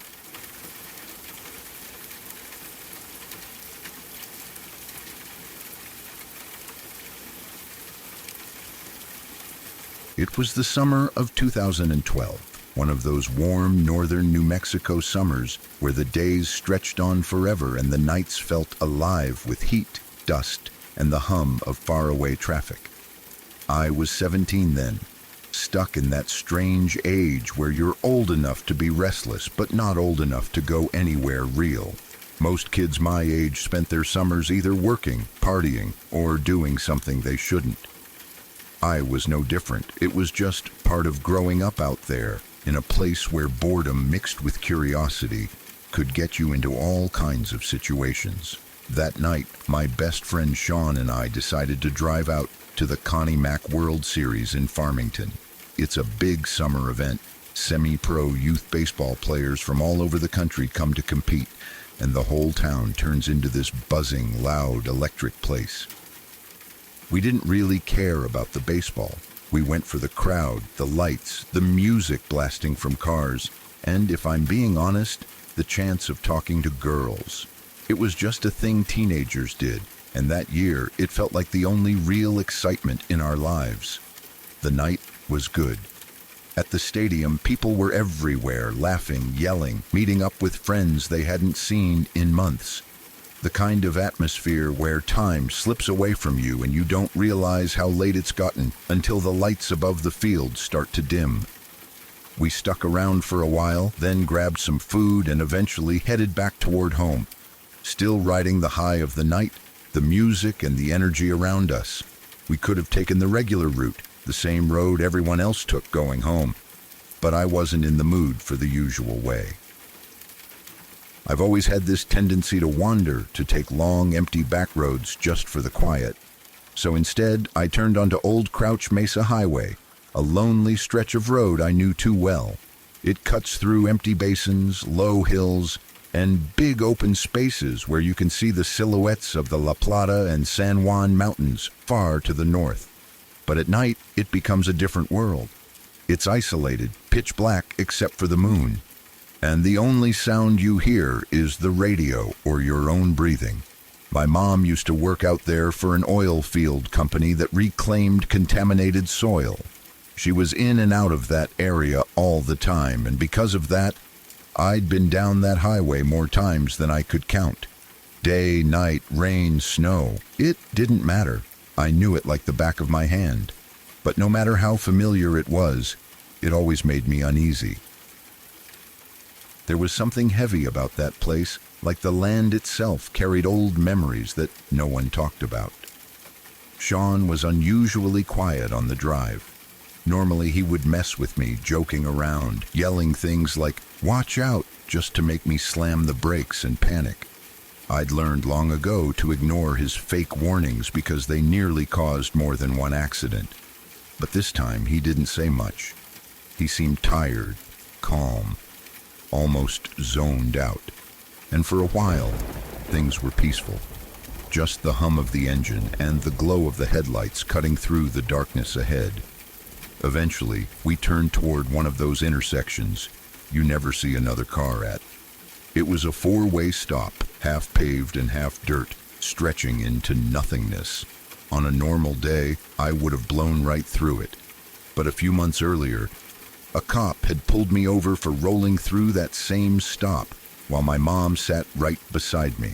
I wasn't eager to relive that embarrassment, so I eased the car to a complete stop and waited for a moment. That's when Sean suddenly yelled, "Hey, what's that?" At first, I ignored him. I thought he was messing with me again, trying to get a reaction. I turned, ready to snap at him. But when I looked back toward the road, my voice caught in my throat. There, about 20 or 30 yards ahead, something crossed the road. It wasn't a person, and it wasn't a deer. It moved too slowly, too deliberately, and it had a shape that was terribly wrong. It was tall, taller than any human we knew. Broad in the shoulders, wide through the chest, and muscular in a way that made no sense. The figure looked like it belonged on a football field, not in the middle of an empty desert road at midnight. For a few seconds, I just stared, completely frozen. My mind couldn't make sense of what it was seeing. The figure moved left to right, cutting across the road like something with a purpose. It wasn't stumbling, it wasn't running. It was walking, calm and steady. The moonlight caught its outline just enough for us to see how massive it was. Sean broke the silence by screaming, "Go, go, go!" I slammed my foot down so hard on the gas that the tires screeched. The car lurched forward, dust blowing behind us as we shot down the road. My heart was hammering against my ribs so fast I could barely breathe. I didn't know if that thing had seen us or even cared, but everything inside me wanted distance between us and it. A few moments later, Sean yelled again, "Stop! Idle it! Slow down!" I hit the brakes, not as hard as before, but enough that the car crawled to a slow, rolling pace. Both of us stared through the windshield, the headlights stretching into the darkness like weak beams against the night. Then we saw it again. Off to the right side, about 30 or 40 yards away, the same hulking figure stood facing away from us. It was half lit by the moon, its shoulders rising and falling as if it was breathing deeply. It was walking farther into the dark, away from the road, disappearing slowly into the void of desert. The best way I can describe it is this. Imagine Arnold Schwarzenegger in his prime, but taller, maybe 7 feet tall, with shoulders so massive they looked unreal. Long arms, thick legs, and a body that looked too solid, too heavy to belong to anything normal.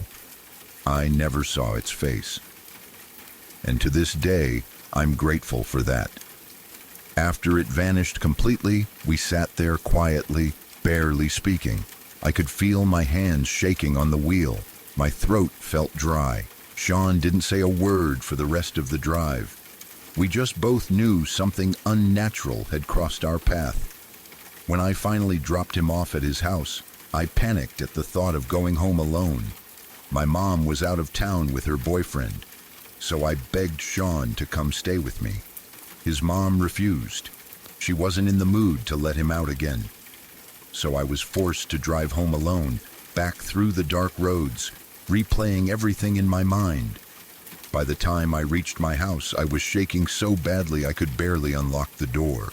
I shut every single lock twice and sat on my bed, wide awake, staring out the window. I kept imagining that figure standing outside in the yard, or walking past the window, or waiting by the door. I tried to reason with myself. Maybe it was a horse, but it wasn't shaped like a horse. It wasn't shaped like any animal I knew. It walked on 2 legs. It moved like a person, but looked like something far bigger and far stronger. I was so scared that night I actually called my mom and begged her to come home, because I just saw Bigfoot. She didn't believe me, of course, but hearing her voice helped me get through the night. That encounter was the moment I started believing there were things out there that weren't human, and it wouldn't be the last time I saw something I couldn't explain. A couple of years later, in northeastern New Mexico, I was at a party on hundreds of acres of farmland owned by a friend. Sean was there too, along with 4 others. All of us saw something huge in the darkness that night, just like the creature on Crouch Mesa. Later that same night, we heard little girls laughing from somewhere out in the fields. High-pitched, playful, completely out of place in that empty farmland. None of us slept afterward. And then there was another encounter years later in the mountains of Washington, while I was in the Air Force attending survival, evasion, resistance, and escape training. Deep in those forests, among the towering pines and fog-covered ridges, I felt the same thing watching me, the same pressure in the air, the same feeling of being observed by something ancient and strong. But none of those moments were as life-changing as that night in 2012, on that empty stretch of old Crouch Mesa Highway. That was where it all started. A quiet summer night that turned into the first time I realized the world is much stranger and much darker than I ever imagined.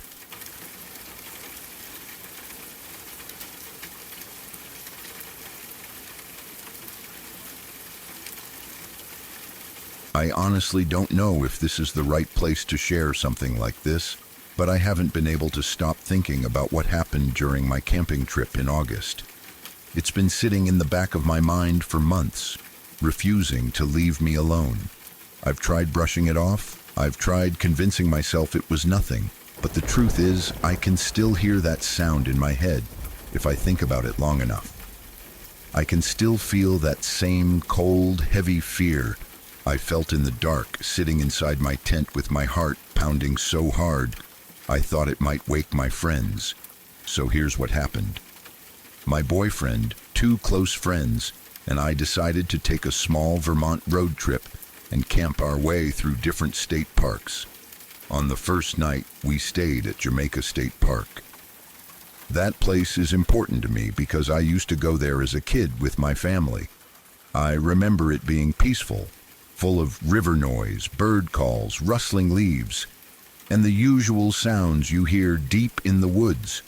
It always felt comfortable and familiar in a nostalgic way.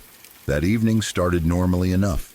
We set up camp, unpacked the tents, gathered wood, and got the fire going. The air had that cool late summer feel, warm enough to be outside in a hoodie, but cold enough to make the fire feel inviting. We sat around talking, snacking, sipping drinks, and settling into that easy rhythm you get on camping trips. But the first strange thing we noticed wasn't something we saw, it was something we didn't hear. The woods were silent, completely unnaturally silent. No crickets, no cicadas, no birds settling in the branches, no owls. No distant rustling, nothing. It was the kind of silence that doesn't feel calm, it feels wrong. The kind that presses into your ears and makes you suddenly aware of how loud your own breathing is. We mentioned it to each other, joked about how eerie it felt, but none of us were truly concerned. Sometimes nature has off nights. Sometimes animals quiet down. Sometimes storms change behavior. We didn't think much of it. When I finally crawled into my sleeping bag later that night, I noticed again how silent everything was. Even lying there, half tired and sinking into sleep, the silence felt like a weight over the campground. I tried to ignore it and eventually drifted off.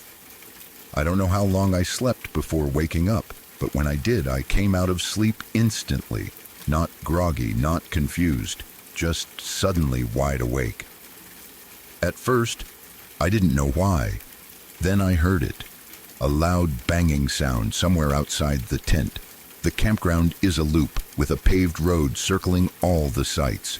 The sound came from right along that loop, close enough that I could almost imagine the vibration through the ground. It didn't sound like footsteps. It didn't sound like someone walking. It didn't sound like an animal tripping over something. When other campers walked to the bathrooms earlier, I could hear the gravel crunch under their shoes. I could hear the rhythm of footsteps. But this sound didn't match anything I recognized.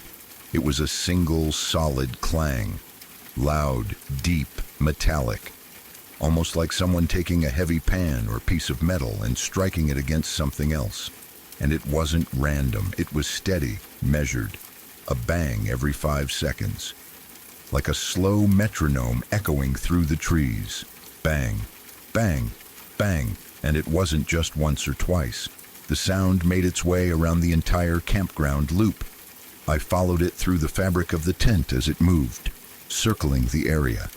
I tried to tell myself it had to be a person. Maybe someone drunk, maybe a maintenance worker, maybe a ranger dealing with something strange in the night. I tried to think of every normal explanation I could come up with, but none of them fit. There were no footsteps between the bangs, no breathing, no rustling, no wheels, nothing. Just that metallic clanging sound moving in a perfect pattern, circling the entire campground. It went around once, then twice.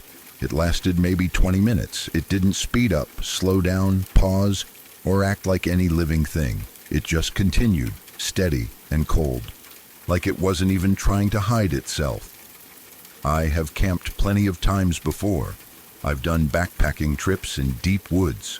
I've slept in remote spots all over. I've woken up to bears sniffing around the fire grate. I've heard coyotes, foxes, deer, raccoons, porcupines, owls, all kinds of wildlife. I know what normal sounds like out there. But this wasn't normal. And for the first time in my life, I felt a fear so strong it froze me in place. I couldn't move. I couldn't speak. I couldn't even reach for my flashlight. I just lay there with my eyes wide open in the dark, my heart racing like I was being chased. I told myself over and over to look outside the tent, but my body refused to move. I kept thinking that whatever was making that sound didn't belong there. It didn't belong in those woods, on that road, or anywhere I knew. And I had this horrible feeling that if I unzipped the tent, whatever it was would be standing right there. After what felt like ages, the noise faded. I don't remember falling asleep, but at some point, exhaustion must have taken over. In the morning, when we got up, I immediately asked my friends if they heard anything during the night. Only one of them said yes. He described the exact same thing, the metal, the pacing, the steady rhythm. The two of us laughed it off, trying to pretend it wasn't that weird. We told the others maybe it was a moose, but I wasn't convinced, and neither was he.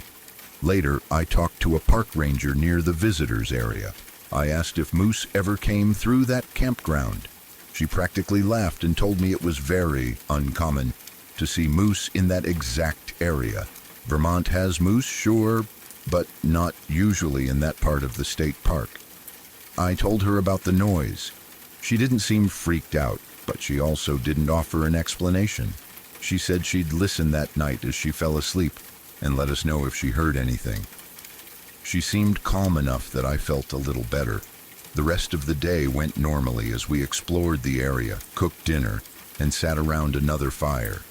We joked about the banging sound every now and then, but behind the jokes, I could tell we were all a little on edge. That night we went to sleep ready, flashlights beside us, shoes near the door, ready to unzip the tent at the slightest noise. But nothing happened. The woods were back to normal. Crickets returned, leaves rustled, small animals moved around. It felt almost comforting compared to the silence of the first night.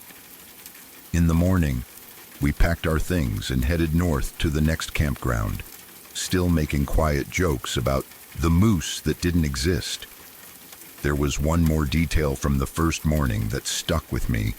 The campsite across from us had an ambulance parked at it. Someone staying there apparently had a medical issue.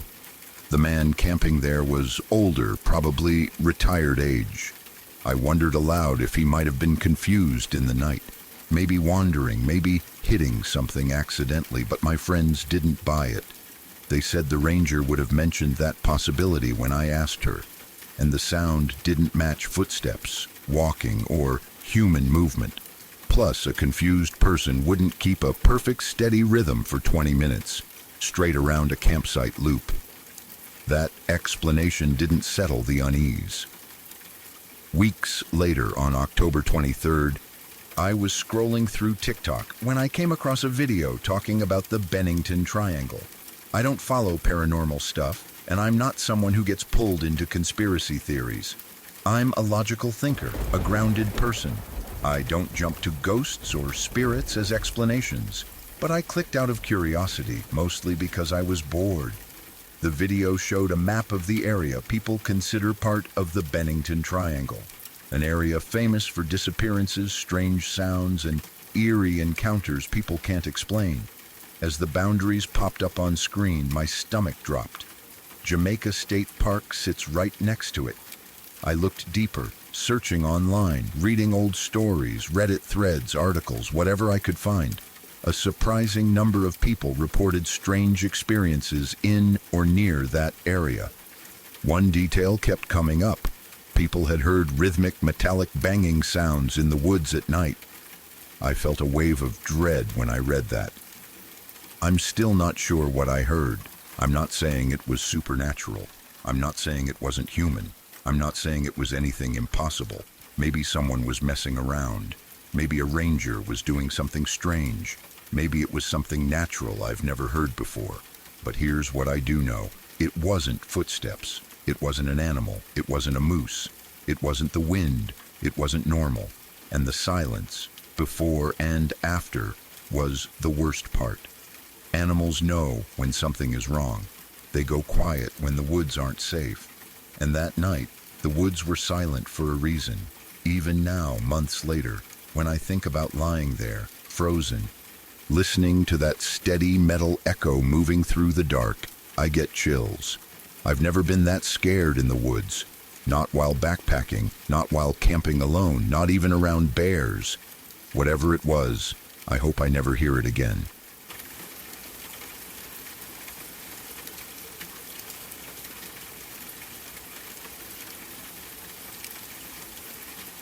My dad grew up in the suburbs of Chicago back in the 1970s. At that time, life felt very different from today. People trusted strangers more, kids had a lot of freedom, and no one really thought twice about things that would seem dangerous now. My dad went to a high school a couple of towns away from where he lived. Because of the distance, students were given money for bus fare every day so they could get to school and back home safely. My grandmother was careful and responsible.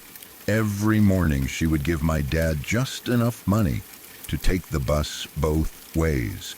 In her mind, that was the safest option.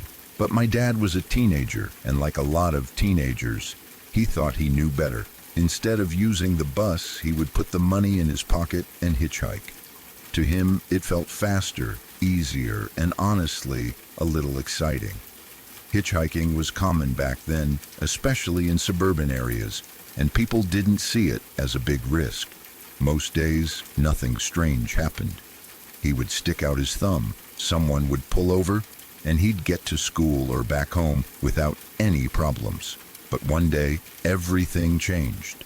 A man picked him up who seemed friendly and normal at first. He talked casually, acted polite, and didn't give off any immediate warning signs. My dad didn't feel scared. In fact, he felt lucky that someone had stopped so quickly. As they drove, my dad noticed something in the back seat.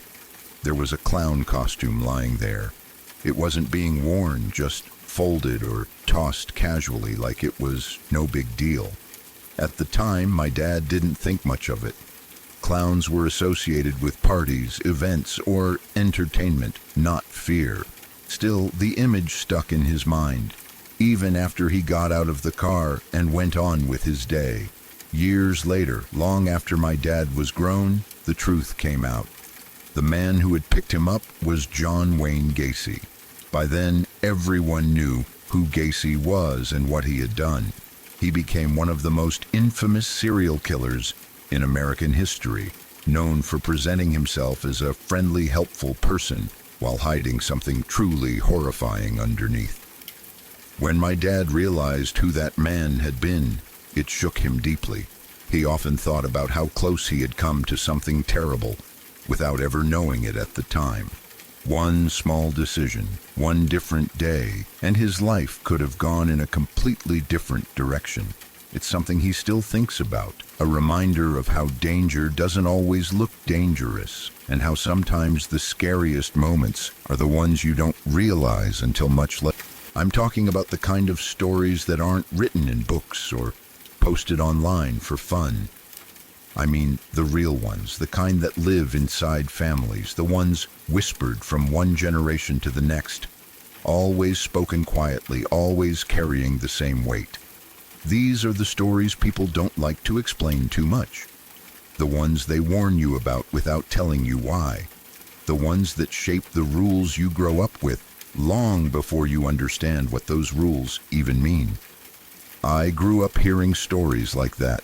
My family is originally from West Virginia, deep in the Appalachian region, but I wasn't born there. My dad moved to Germany before I was born, so my childhood was split almost perfectly in half. Summers in the mountains with my grandparents, winters and school years in Germany. Two completely different worlds. Two completely different cultures, but both shaping me in ways I never fully understood until I got older. Germany is logical, organized, clean, straightforward. West Virginia? That land is old, wild, quiet, and full of stories that change with the wind. Even as a kid, I could feel the difference when we visited. In Germany, the woods felt like places for recreation. In West Virginia, the woods felt alive, not in a magical way, but in a watching way, like the hills paid attention, like they remembered things. My grandparents lived in a small house tucked down in a hollow, surrounded by steep ridges and thick forest. The kind of place where shadows stretch long and early, and the sun disappears behind the mountains before most people have even started thinking about making dinner. My grandpa always had a certain respect for the dark, a seriousness about it I didn't understand at the time. One evening when I was maybe 11 or 12, I remember trying to bring their old dog, Teddy, inside. It was only around 7 in the evening, late summer, the time of year when the light fades slow and warm. But my grandpa didn't want me going outside anymore once it got close to dark. He told me, after 6 p.m., you don't leave the house alone. And once the dark settles, you don't leave at all. I used to think he meant there were animals out there. Coyotes, bobcats, stray dogs, maybe even the occasional bear. I didn't question it much because most kids don't question the rules their grandparents set. But as I got older, I kept wondering. One day, I asked him straight out why we weren't supposed to go outside after dark. Before he could answer, my grandma cut in from the kitchen, not even turning around, and said, "You don't talk about that. Talking about it brings bad luck." She said it like she had said it many times before. Grandpa just gave a small shake of his head and muttered something about people around there who went out at night and never came back. Nothing more. When I pushed for details, he changed the subject. Every single time. It wasn't until I got older, maybe 16 or 17, when I started going out with him to cut wood, help with chores in the back acreage, or walk the hunting trails with him, that he finally started opening up, bit by bit. The woods were becoming a part of my life, too, and somehow he seemed to trust me more once I was old enough to understand that not everything is as simple as it seems. He told me the danger wasn't the woods. He said the danger was the things in the woods. He never called them creatures or animals or spirits. He always called them things, like the word itself was the closest he could get without saying something he wasn't supposed to say. He said they watch you. He said they want you to stay. He said most of them aren't there to hurt people, but they have a way of confusing you, turning you around, making you walk in circles until you can't find your way back home. When he first said it, I wanted to laugh. I didn't because I respected him too much, but inside I thought he had to be exaggerating or talking in riddles like old people sometimes do. But he wasn't joking. He spoke with this quiet seriousness, like every word had been tested by time. A few months after he told me that, I asked him again about the rules, why we couldn't whistle at night, why we couldn't walk the woods alone, why we shouldn't make noise. He looked at me for a long time, then said, "Boy, sometimes it's better not to know everything. But you want to know, don't you?" I nodded. He sighed and said, "All right, but don't say I didn't warn you." He started with a story about a Belgian family that moved there in the 1920s. According to him, they didn't listen to the local rules. They walked the woods at night, alone, without letting anyone know where they were going. They didn't believe in the warnings, didn't believe in the land having rules, and some of them never came back. He told me more stories. People disappearing, hunters who walked into the wrong part of the forest and didn't return. Hikers who followed a sound and walked straight into nothingness. Every story had the same pattern. Someone broke a rule, the woods went quiet, and then something found them. That was another thing he was very firm about. He said you should never whistle in the woods. Not during the day, not at night, not ever. If you whistle, he said, the woods go silent, dead silent, and that's when you know something is coming. He told me if you whistle, you wake things that should stay sleeping, and if they hear it, they wait for you. He also said you shouldn't play music in the woods. Not with speakers, not with instruments, not even when working or hunting. He said it wasn't about scaring animals. It was because the forest has its own music, and if you drown it out with your own, those things get angry. Artificial noise, he said, chainsaws, engines, loud songs can attract them. Not in a friendly way, in a territorial way. Then he told me about the cabins, all through the mountains, in the older, deeper parts of the woods. There are abandoned hunting cabins, tiny shacks from the 1800s or early 1900s. People don't go near them anymore. He said the cabins are empty, but something waits there. If you walk by, you hear footsteps, maybe whispers, but you won't see anything. He said those places act like traps, not physical ones, but something worse. The woods want something from people who wander too close. The strange part is, he didn't believe in Hollywood monsters. If you asked him about Bigfoot, Mothman, or anything like that, he'd tell you it was all nonsense made by city folks who didn't understand real nature. But the things he talked about were different, older, quieter, less dramatic, but somehow more believable, because he spoke about them calmly, like he was telling the truth, not a story. And why would an 80-year-old man lie about something that brought fear into his own voice? The reason I believe him, at least partly, is because sometimes we found things we couldn't explain.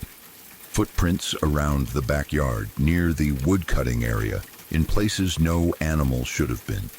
Strange wooden symbols made out of sticks, shaped like a crooked W or two V's meeting. I saw them once when I was younger, and I never saw them again. I sometimes wonder if Grandpa put them there to scare us, but he didn't seem like the type to do something like that. In Germany, people laugh at stories like this. They roll their eyes, call them superstitions, myths, old mountain nonsense. But when you're standing under trees that have been there longer than your entire family, when the wind stops, when the forest goes silent, when your skin prickles even though nothing is there, it's hard not to wonder. It's hard not to feel that old Appalachian weight settle on your shoulders, reminding you that some knowledge isn't passed down to entertain. Some knowledge is passed down to keep you alive. And wherever those stories came from, whatever part is real and whatever part is imagination, I can tell you one thing for certain. The rules were never random. The fear wasn't fake. And the woods, especially those old Appalachian woods, have never felt empty since.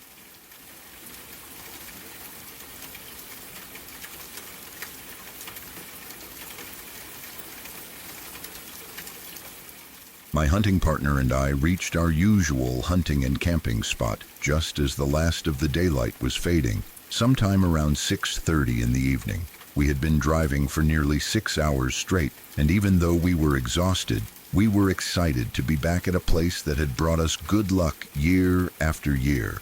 This particular area had always been dependable for turkeys, a quiet little piece of land we had come to respect and trust.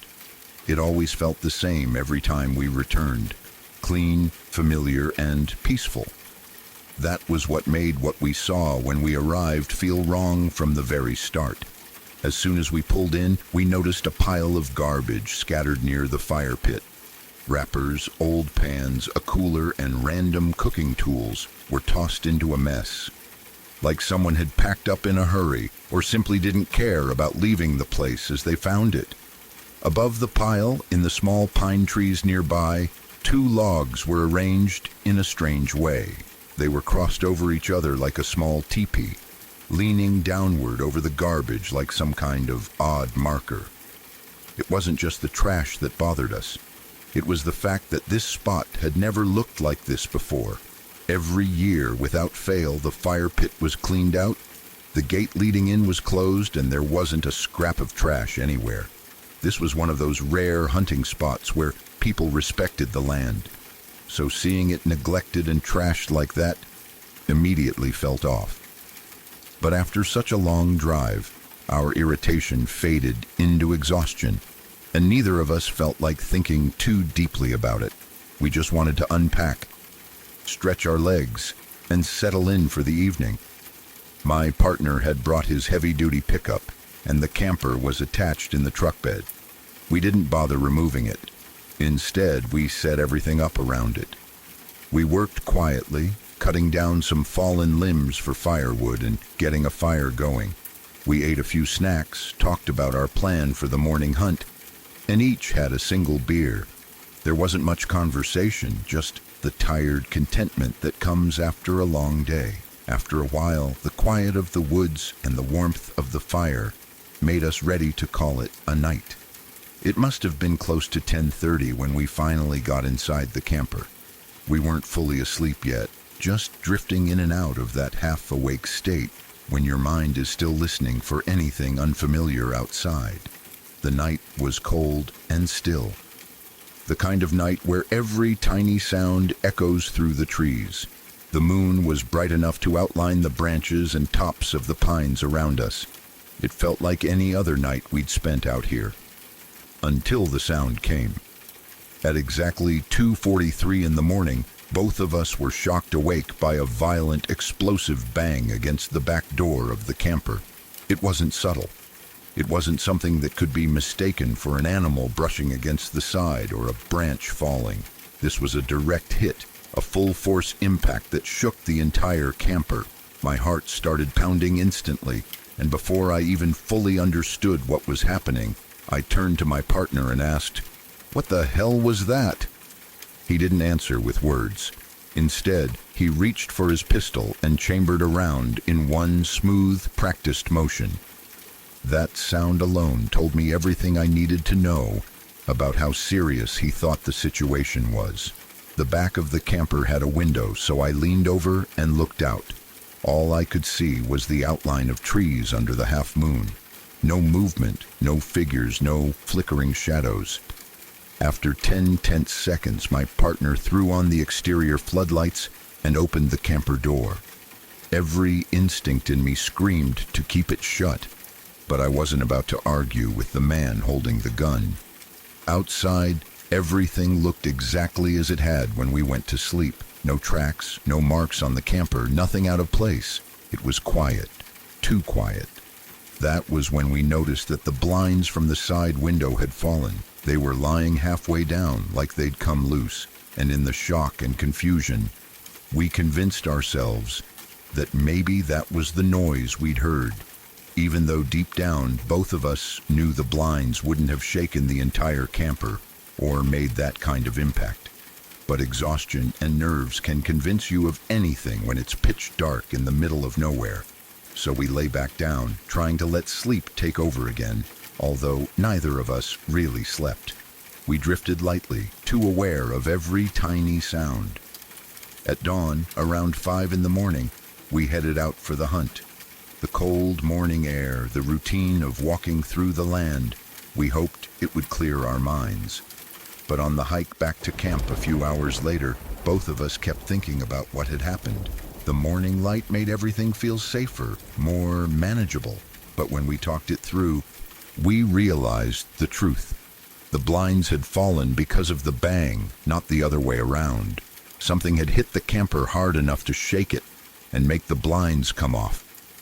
Neither of us had even come close to recreating the sound when we tried hitting the sides of the camper ourselves. The closest we got was slamming our palms against the metal. Even then, it didn't match the force of what woke us. Whatever hit the camper had done it with strength far greater than a person casually slapping it. We looked for evidence again, dents, scratches, scuffs, anything. But the camper was clean.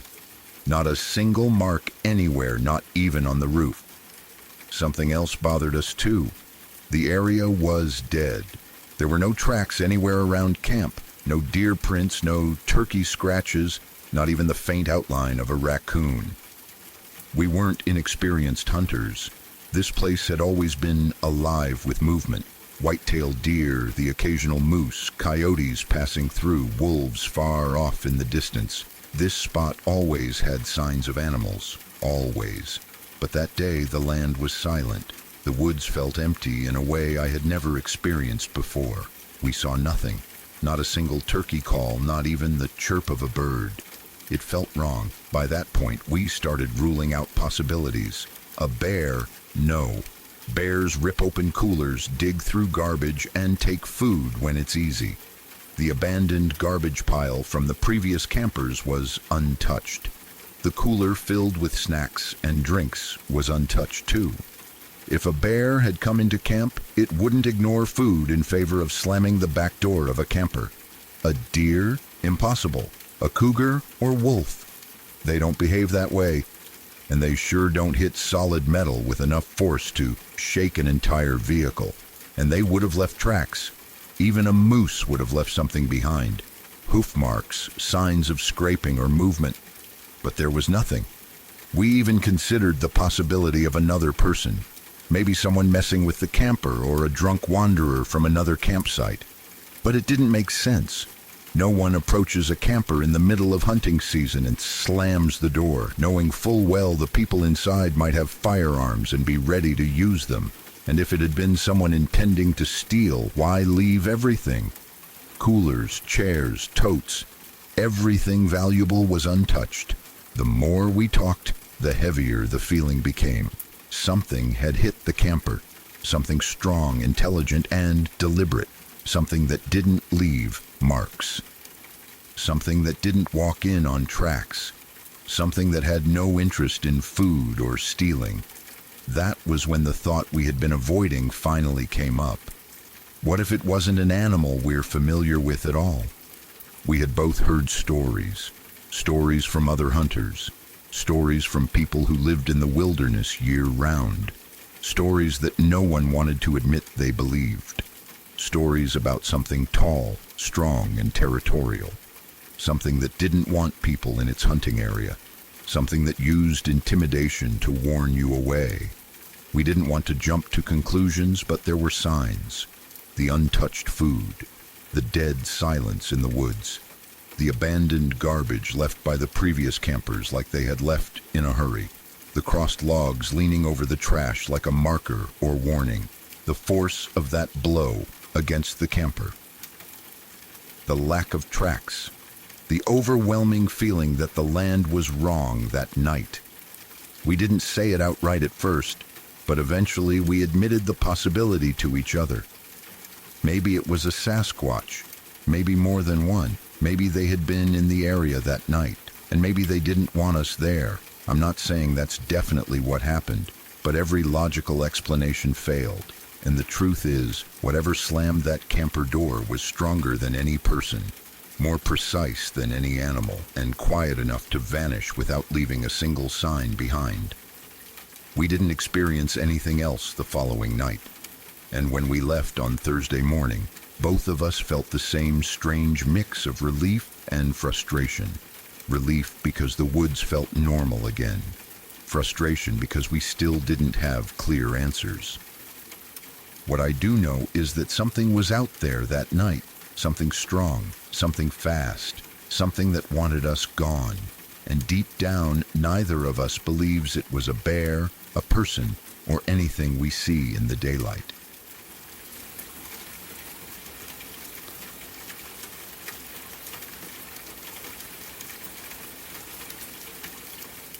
I had been looking forward to this small Vermont road trip for weeks. It felt like the perfect escape. Just me, my boyfriend, and two close friends driving through the state, camping at a few places, and enjoying the quiet of late summer before fall kicked in. When we finally got to Jamaica State Park in Vermont, a place I used to visit all the time as a kid, it almost felt nostalgic. The trees, the smell of the damp trails, and the familiar curve of the road leading towards the campsites reminded me of family weekends, spent roasting marshmallows and running around the woods until dark. I was excited to show my friends the place I'd always talked about. We reached the campground in the evening, and while we were setting up the tents, we all noticed one strange thing at the same time. It was unbelievably quiet. Too quiet. I had camped in many places in many states, and I had never experienced silence like this. There were no birds calling from the branches above, no crickets in the grass, no cicadas humming like they usually do during humid summer evenings. Even the wind felt muted, as if it was moving through something thick. I tried to brush off the weird feeling, telling myself that maybe the wildlife just dipped deeper into the woods or that the humidity changed their patterns. Still, something about it made me uneasy. As night fell, we sat around our small fire, talking quietly, almost whispering without meaning to. It felt like speaking loudly would disturb something. The fire cracked, the logs shifted, but the woods stayed silent around us, like a giant empty room pretending to be a forest. After we ate and got tired, we all went into our tents for the night. When I was drifting off to sleep, I remember thinking about how unnatural the silence was. My mind kept returning to that quietness, that thick, heavy stillness that made the whole campground feel like it was holding its breath. Eventually, I forced myself to ignore it and fell asleep. I don't know how long I slept, but I woke up suddenly to a loud banging sound. It wasn't subtle, and it wasn't like the sound of footsteps or the crack of a branch. It was a deep, metallic clang, like someone hitting a heavy metal pan or drum with force. The sound came from the road near our tent, close enough that I could feel it in my chest. The campground was shaped like a loop, and the sound seemed to travel along that path, as though someone or something was walking the loop while hitting something at a slow, steady rhythm. There were no footsteps, no crunching leaves, and no shuffling of clothing or breathing that I could hear. Whenever someone walked toward the bathroom at night, you could easily hear them on the gravel or the wooden path. But with this sound, the only thing I could hear was the metal-like bang that echoed in intervals. About every 5 seconds, it continued that way. Same beat, same force, same rhythm. It didn't get louder or softer as if someone was getting closer or farther. It was just steady and deliberate. The sound moved around the loop. I lay frozen inside my sleeping bag, terrified. And I don't scare easily. I've camped alone before. I've slept through storms in the woods, backpacked through bear territory, and I've woken up to animal noises that would make most people sprint for their cars. But this felt different. This felt wrong. I kept trying to tell myself that it was probably an animal or a camper messing around, but no explanation fit. No animal makes a deep, metallic clanging sound at perfect 5-second intervals. No human walks silently through dry forest pathways at night while hitting metal with that kind of strength. The noise kept circling the campground. It completed one loop and then it continued again. Same rhythm, same volume, same terrifying consistency. It felt like time had slowed down, like the whole forest was listening to the sound with me. I wanted to wake my boyfriend, but I couldn't move. My body was locked in fear, like my brain didn't trust any part of me to make a sound. The sound lasted around 20 minutes. When it finally stopped, the silence that followed felt even heavier than before, as if something huge had settled down somewhere just out of sight. Eventually, after what felt like another hour of being frozen, I fell asleep again. In the morning, the first thing I did was ask everyone if they had heard it. 2 of my friends said no, that they slept straight through the night. But one friend, the same friend who had been sleeping in a tent a little closer to the road, said yes. He had heard the entire thing. He described it exactly the way I had. The deep metallic clanging, the slow rhythm, the circling path around the campground. We laughed about it because that's what you do when something makes absolutely no sense and you don't want to face how unsettling it actually was. We tried coming up with explanations. Maybe it was a moose. But moose don't carry metal. They don't make rhythmic banging sounds. And they definitely don't walk silently. Still, we tried to rationalize it because the alternative felt too creepy. Later, I asked the park ranger if moose were common in that area. She actually laughed and said it would be extremely unusual to see one. When I explained the sound, she didn't immediately have an explanation. Instead, she said she'd try listening for anything strange that night. That didn't make me feel better. In fact, it made me feel worse, because she didn't dismiss it the way someone would if they knew exactly what the sound was. The second night, all 4 of us went to sleep feeling tense. Every little noise made us pay attention, but there was nothing. No banging, no movement, nothing unusual at all. It was the first night all weekend that I almost wished the woods would make some noise, just to feel normal again. But the silence stayed. The next morning, an ambulance showed up at the campsite across from us. An older man had apparently needed some kind of help. It looked serious, but I didn't think it was connected to the noise. I offhandedly said maybe he had dementia. Maybe he got confused and wandered around hitting something. But my friends shook their heads. They said the ranger would have mentioned something like that immediately, especially after I asked her about the sound. We left the campground and headed north to the next place on our trip. For the rest of the weekend, we kept joking about the noise, but every time we discussed it seriously, none of us could come up with a real explanation, not even a far-fetched one. Months later, on the morning of October 23rd, I was scrolling through TikTok when a video popped up talking about something called the Bennington Triangle. I normally don't believe in paranormal things or conspiracy theories, so I wasn't looking for anything spooky, but out of curiosity, I looked into the location. My stomach dropped when I realized that the campground we stayed at in August was just outside that area. When I searched more about it, the stories shocked me. People had been reporting strange sounds, especially rhythmic noises, metallic bangs, and weird looping-like patterns heard late at night. Some described the exact same type of silence we heard. The suffocating quietness, the absence of animals, the strange feeling of being watched or listened to. Finding those stories didn't make me feel better. In fact, it made everything worse because the more I read, the more it matched what we had experienced. I still want to believe there's a logical explanation.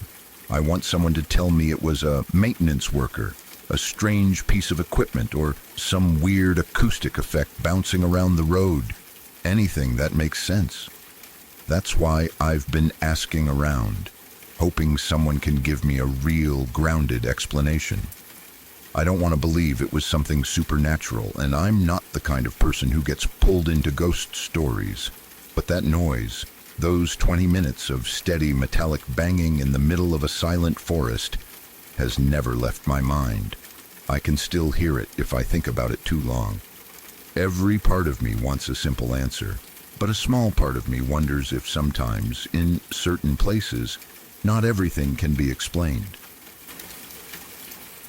In the summer of 2024, I decided to take my off-road motorcycle deep into the wilds of the Colville Indian Reservation in eastern Washington.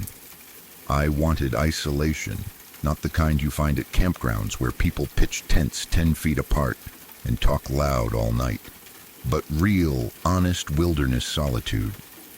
Out there, the land is wide open, hot, rugged, and silent in a way that feels ancient. The closest campers were miles away. I knew that because I had passed no one for hours. The trails were dusty, the sun was brutal, and the air shimmered with heat as the afternoon wore on.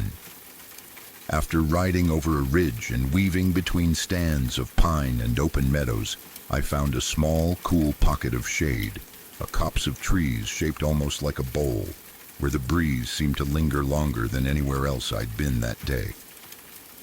A narrow creek ran through the middle, shallow and fast, making a soft, rushing sound as it moved over stones and fallen branches. The temperature dropped nearly 10 degrees as soon as I stepped off my bike. It felt like a different world. There was a small, grassy clearing beside the creek, tucked away enough that you wouldn't see it unless you were standing right there. Game trails crisscrossed the area, thin lines in the tall grass where animals regularly passed through. It looked untouched by people. No trash, no footprints, no signs of campfires, just fresh, wild land. It was perfect. I set up my tent facing the creek, stretched out my sleeping bag, and arranged my gear under the branches above. The air smelled like warm pine, dust, and cold water. As the sun dipped lower and the shadows stretched across the clearing, I sat outside the tent and read for a while. The creek provided a steady white noise that slowly drowned out everything else. The buzzing insects, the occasional bird call, even my own thoughts. It was peaceful, the kind of quiet that makes you feel like you're somewhere you're not supposed to be, somewhere the world forgot. I fell asleep faster than expected, listening to the soft rush of the water. Sometime later, I woke up suddenly, not in a slow, groggy way, but like my mind snapped from sleep to alertness in an instant. I didn't know why at first, until I heard it again. A massive, deep thud, the kind of impact you feel in your chest as much as you hear it. I sat upright inside the tent and instinctively checked my watch. It read 12:14 a.m. Even half awake, something in me knew the time mattered. I lay completely still, waiting for another sound. For a moment, the only thing I heard was the creak, until I didn't. The constant white noise of the water was interrupted by splashing, small at first, then heavier, like something big was moving through it. I didn't unzip the tent. I didn't even breathe loudly. The opening faced the opposite direction from where the sounds were coming from, and every bit of instinct I had told me to stay quiet and stay put. I listened with every part of me. I heard another splash, then the gentle sound of something lowering its weight, like a living creature kneeling onto damp earth. Then came the sigh. It wasn't a human sigh. It wasn't tired or annoyed. It was deep and heavy, like a long exhale from lungs much larger than mine. A sound from something big enough that you don't want to imagine standing face to face with it. After that, there were footsteps, slow, deliberate steps moving away from the creek and up the hill behind my camp. Whatever it was, didn't rush. It didn't run. It walked with the confidence of something that didn't fear anything else in those woods. Eventually, the footsteps faded. I stayed completely still, listening until the creek became the only sound again. It took a long time for my breathing to return to normal. Every small noise outside felt amplified, and every second that passed felt like an hour. I didn't sleep again until the light finally changed in the tent, and I could hear birds waking up. In the morning, the memory of the night felt almost unreal until I stepped out of the tent. The air was already warming fast. By midday, the temperatures would climb past 100 degrees again. That was why the ground everywhere around me was firm, packed, and hard. But near the edge of the creek, where the water had soaked into the soil, the ground softened just enough to show impressions. That was where I saw it. A single print, huge, deep, heavy. The shape was unmistakable. It wasn't round like a hoof, not narrow like a deer's step, not shaped like a paw. It looked like a heel, an enormous one. My own size 12 camp shoe fit inside it easily, with room to spare. I crouched beside it, staring, trying to convince myself I was seeing it wrong. Maybe I had made it the day before without realizing it. Maybe it was a trick of the mud. Maybe something about the lighting made it look larger. So I tested it. I stood right next to it in the softest part of the ground and pressed my full weight down. 200 pounds of me sank less than a quarter inch into the mud, but the print beside me, the one I hadn't noticed the day before, sank down more than an inch, maybe closer to 2. Whatever made it was significantly heavier than I was. Something else caught my attention. There were no toes, nothing in front of the arch. Just a heel. A long, deep heel impression, like something had knelt or leaned heavily while drinking from the creek, and the ground around it showed no other prints. Not mine. Not an animal's. Not anything walking on 2 or 4 legs. Just that single, heavy mark. A silent signature of something that had been there. I checked again to see if maybe it was from my motorcycle boots, but the heel on my boots had a very distinct shape, and this impression didn't match it. My boots would have left a defined heel edge. Tread marks, something identifiable. This print had none of that. It was smooth, wide, heavy. I looked around for more signs, broken branches, disturbed rocks, bent grass. But aside from that one heel print, The area looked exactly the same as it had the day before.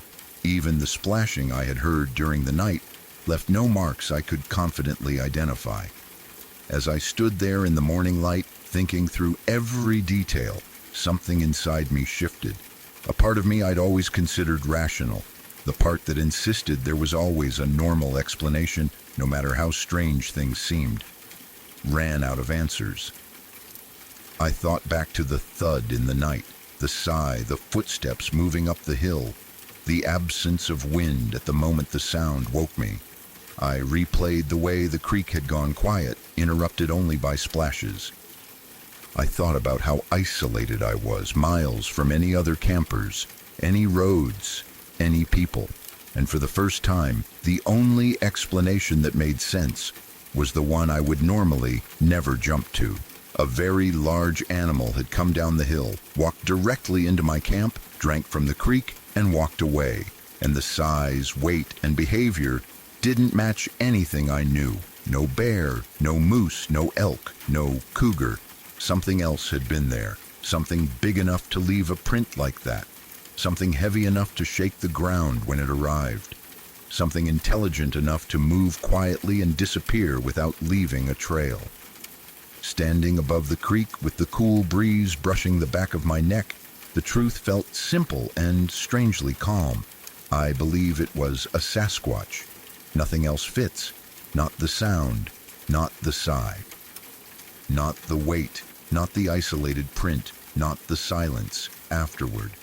For years I had heard stories about sightings in the Pacific Northwest, about people who claimed to see something massive and silent in the forests. But I never expected to have any experience of my own. I came out to the reservation to enjoy a quiet night of camping, not expecting anything more than a peaceful morning ride. But now, when I think back to that night, I know what I felt wasn't fear born from imagination. It was the instinctive, quiet fear that something big, something unknown, was standing only feet away from me.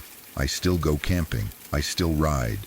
But whenever I find a spot that feels too quiet, too cool, too untouched by anything human, I remember that thud. I remember that sigh. I remember the heel print by the water. And a part of me still wonders if that wasn't the first time something had passed through that clearing, or the last.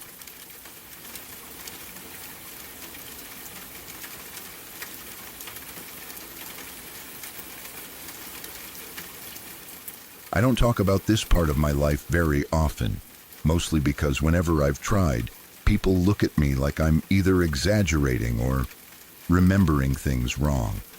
For years, I lived in a small mobile home that sat right at the edge of a national forest. Not near it, not down the road from it, directly backed up against it.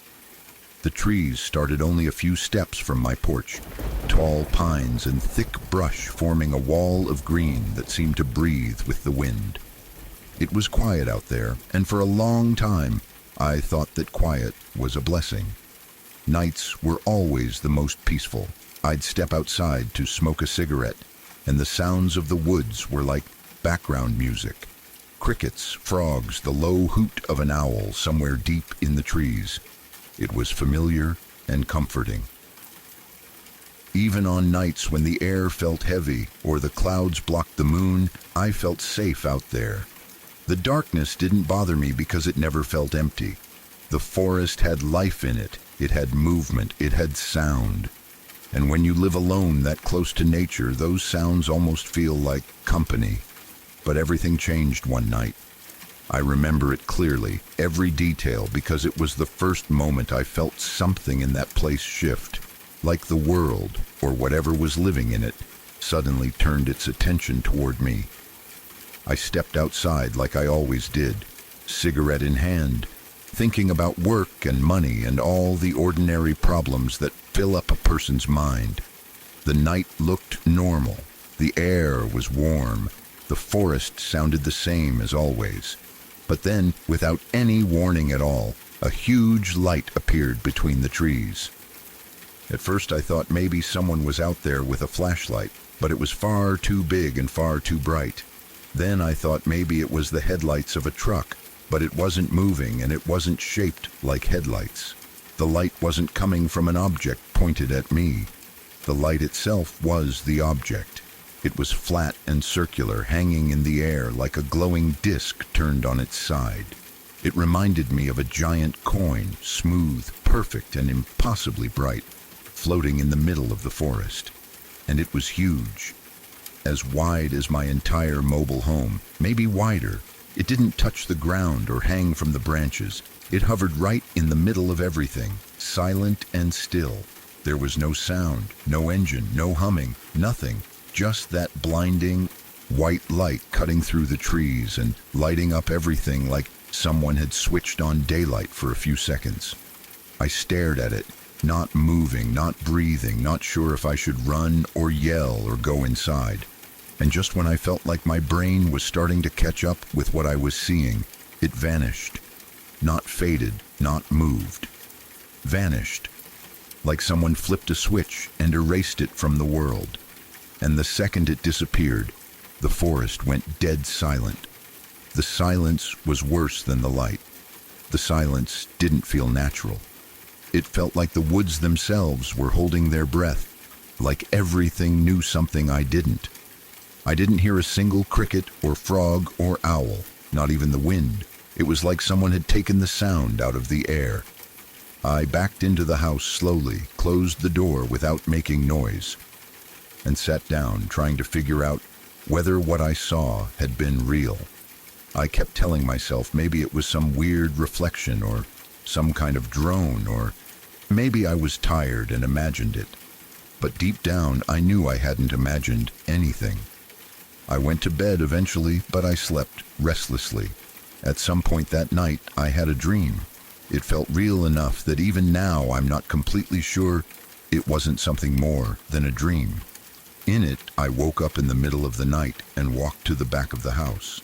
When I reached the sliding glass door that opened to the small wooden porch, I saw a coyote sitting there. It wasn't growling or pacing or acting like a normal wild animal. It was just sitting perfectly still, staring at me through the glass. Its eyes didn't look angry or hungry. They just looked aware, like it recognized me. Like it was waiting for me. We stayed like that in the dream, just staring at each other.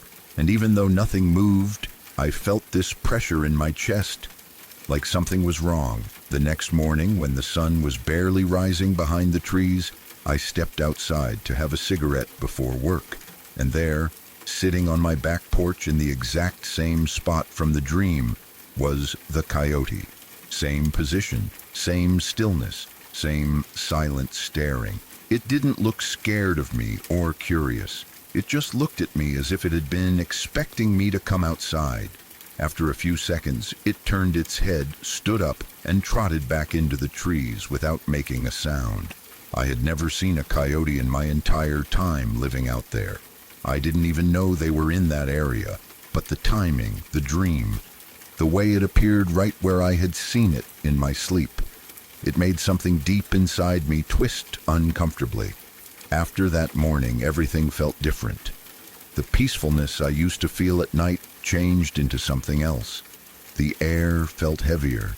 My house felt smaller, like it was too close to something I couldn't see. Even when the forest made noise, it didn't sound the same. Sometimes I'd go outside and feel like I was being watched, even when there was nothing there. Other times the silence would fall again, sudden and complete, just like the night the light appeared. That silence didn't feel empty. It felt crowded, like something was standing right behind it. I tried to ignore it for a while. I tried telling myself it was stress, or lack of sleep, or just my imagination playing tricks on me. But then came the night I still don't like to think about. The night that made me leave that place for good. I woke up in the middle of the night with a feeling I can't fully explain. It wasn't a sound that woke me. It wasn't a nightmare. It was the feeling of being touched. At first I thought maybe I was dreaming again, but I wasn't. I was fully awake. My eyes were open. I was looking at my ceiling, and something was on top of me. I couldn't see it, but I could feel it. The pressure on my chest, the weight on my arms, the sense that something was leaning over me. It wasn't human. I don't know how I knew that, but the feeling was instant and overwhelming. I tried to move, but I couldn't. My body wouldn't respond. I tried to speak, tried to shout, but no sound came out. I could feel my own heartbeat racing, feel the air stuck in my throat, feel every inch of pressure as if invisible hands were holding me down. It wasn't like sleep paralysis. I've had that before. This felt physical, external, real. It felt like someone was there, touching me, forcing me to stay still. The room felt thick, like the air had weight to it. For a moment I thought I was going to pass out. I don't know how long it lasted. Maybe a minute, maybe 5. But eventually, the weight lifted. It didn't drift off or fade away. It lifted quickly, like something stood up or stepped back. And the moment it did, I could breathe again. I rolled onto my side, shaking, drenched in sweat, my heart pounding so hard I could hear it in my ears. I didn't sleep the rest of the night. I kept every light on until morning. I didn't even move from my bed except to sit up and stare at the doorway, waiting for something to come through it. Nothing did, but that didn't make me feel any better. After that night, I made plans to leave. I didn't tell anyone why. I didn't want anyone telling me it was stress or imagination or some dreamlike state. I didn't want to be laughed at or brushed off. I knew what I experienced, and I knew something had changed in that place after the light appeared. Maybe something came with it. Maybe something woke up. Maybe something noticed me. I lived in a new place afterward, far from the forest, far from the silence.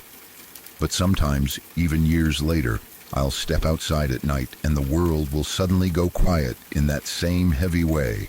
No crickets, no wind, no distant animals, just that thick, unnatural silence that makes the hairs on my arms rise.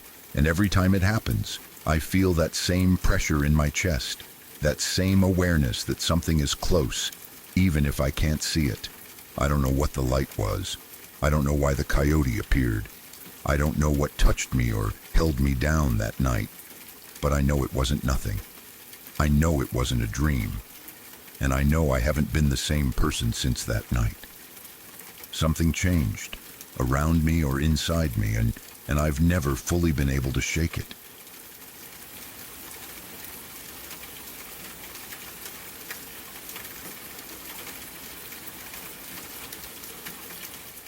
When I was growing up, there was a man named Joe who was close to my family. He wasn't the type of person who told ghost stories or made things up for attention. If anything, he was the opposite. He was practical, logical, and had a very matter-of-fact way of looking at life. He didn't go to church, didn't talk about spirits or religion, and didn't believe in anything supernatural. In his mind, the world was simple. What you could see was real, and everything else was nonsense. He used to roll his eyes anytime someone brought up anything remotely paranormal. That's why, when he finally opened up about what happened to him at the lake house, it shook everyone who knew him. There was something in the way he talked about it, the fear, the confusion, the way he couldn't explain what happened, that made the whole thing impossible to laugh off. Even as kids, we could tell he wasn't joking. His voice changed when he talked about that night. His face changed. Something in him was different afterward. But the story really starts before that night, back when he and his wife bought a piece of land on the lake. They had always dreamed of having a place out there. The lake was quiet, surrounded by thick woods and long gravel roads that wound around the water. The land they bought wasn't fancy. No house, no hookups, no road leading straight to it, just trees, dirt, and the promise of something beautiful. They spent everything they had saved buying it. Every paycheck, every bonus, every bit of extra money went into their dream. They worked on the house every single weekend, sometimes dragging friends or family members along to help with heavy projects. It wasn't easy. Some weekends they worked until their backs hurt so badly they could barely sit in the truck on the drive home. Other weekends they argued about details, measurements, plumbing, wiring, or the cost of materials. But they pushed through. They wanted that house more than anything. It was supposed to be their forever place, their escape from town, their peace. And eventually, after months of building and sweating and saving, the lake house was finished. It wasn't huge or luxurious, but it was theirs, and it was beautiful. You could stand on the porch and see the water glimmering through the trees. You could hear the wind moving across the lake at night. They were proud of it. Everyone was proud of them. That's why what happened next was so disturbing. Within the very first month of staying there, everything changed. Joe told the story the same way every time, and he never added anything extra or tried to make it sound dramatic. He wasn't like that. If anything, he downplayed it. But his wife, on the other hand, filled in the parts he didn't remember, the parts he was too terrified to say out loud. According to him, the night started off normally. They had worked on a small project earlier that day, something simple like installing shelves or fixing trim, and by nighttime they were tired. They went to bed, like usual. Nothing strange happened before they fell asleep. No weird noises, no shadows, nothing out of place, no reason to think anything was wrong. But sometime in the middle of the night, something woke him up. At first, he couldn't tell what it was. His eyes opened and everything felt wrong, like he had been pulled out of sleep too fast. Before he could even sit up, he felt pressure, heavy pressure, all over his body. Not on his legs or arms, but on his chest and neck. He said it felt like hands were wrapped around his throat, invisible hands. He couldn't see anything, couldn't hear anything, but the sensation was so clear, so forceful, that he couldn't deny it.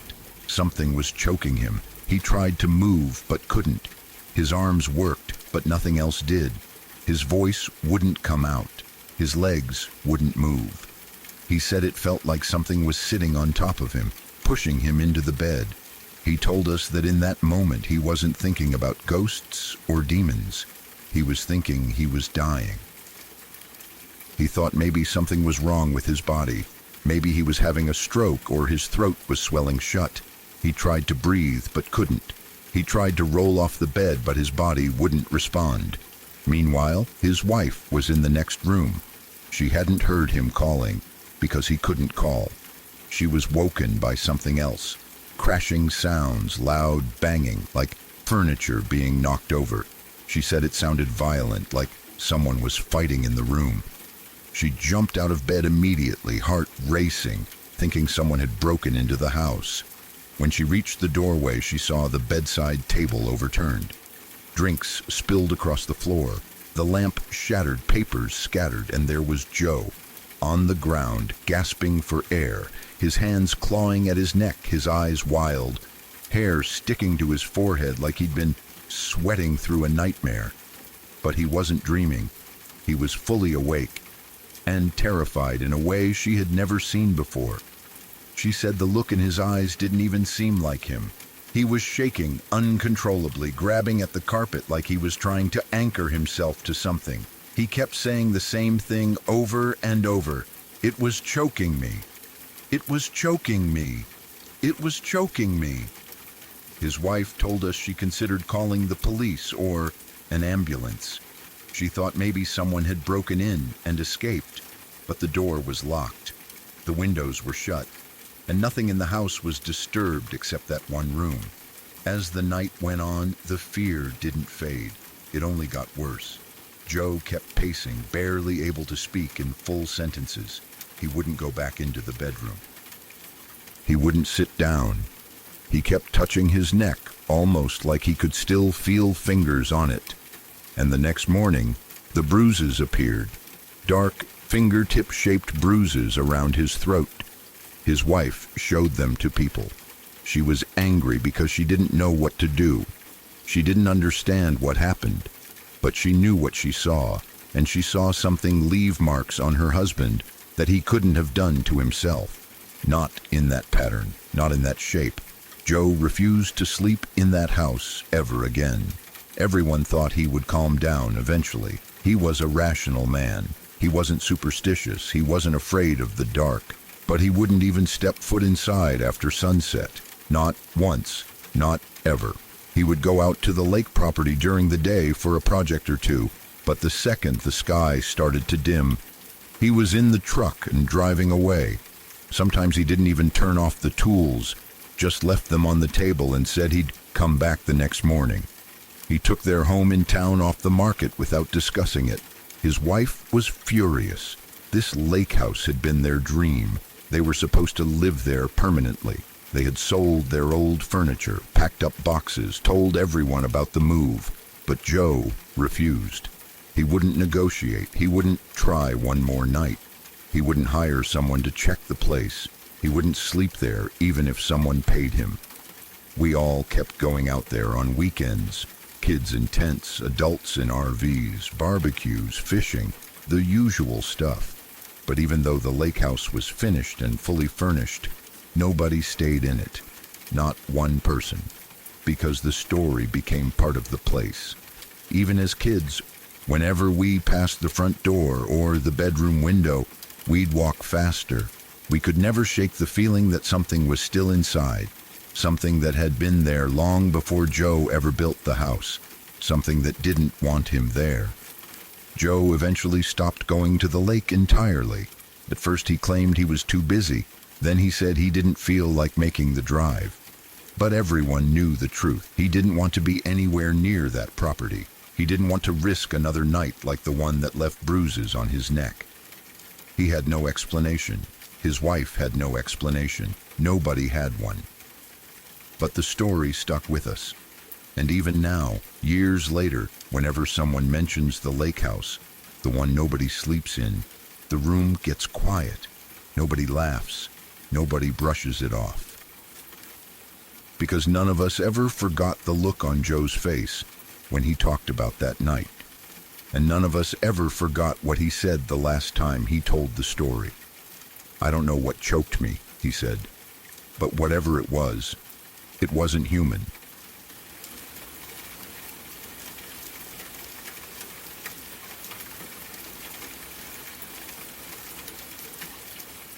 My aunt has owned a huge piece of land in northwest Connecticut for as long as I can remember. It's over 100 acres, most of it untouched woodland, thick with tall trees and winding creeks, the kind of quiet wilderness you don't see much anymore. Her property sits inside a state park that barely has any residents. Most people who pass through are backpackers, maybe a couple of hikers in the summer, but that's about it. The land is far from any main road. You have to drive for a long stretch through forest just to reach her house. Past the point where cell service cuts out. Past the point where you stop expecting to see another car. It feels like its own world out there. The house she lives in now was already standing when she bought the land. It was old, rundown, something left behind by whoever owned the property decades before her. She remodeled it over time, making it warm and livable, but the bones of the place have always felt older than anything around it. I've visited her there every year since I was a baby, and the trips became the highlight of my childhood. I'd spend hours wandering through the woods, walking along the creeks, climbing over fallen logs, exploring every inch of land like it belonged to me, just as much as it belonged to her. We always called it the farm, but it wasn't a real farm in the traditional sense. Over the years, my aunt adopted rescue animals, miniature horses, alpacas, donkeys, and, back when I was really young, ducks that wandered around like they were part of some inside joke the rest of us didn't understand. The animals stayed in the part of the property that had been cleared for them. The rest of it, the overwhelming majority, was pure forest. Dense, deep, untouched. In the early 2000s, my aunt decided to install a 12-foot fence around most of the property, about 80 acres of it. I remember asking her why. She said she hated the sound of coyotes howling right outside her bedroom window at night. She also hinted that she'd had a few creepy encounters out there, things she didn't want to talk about because I was still a kid then. She lived alone, so I understood why she wanted some kind of barrier between her and the woods. We're originally from the bayous of Louisiana, where the landscape is completely different. Moving into deep New England woods must have felt like stepping into a new world.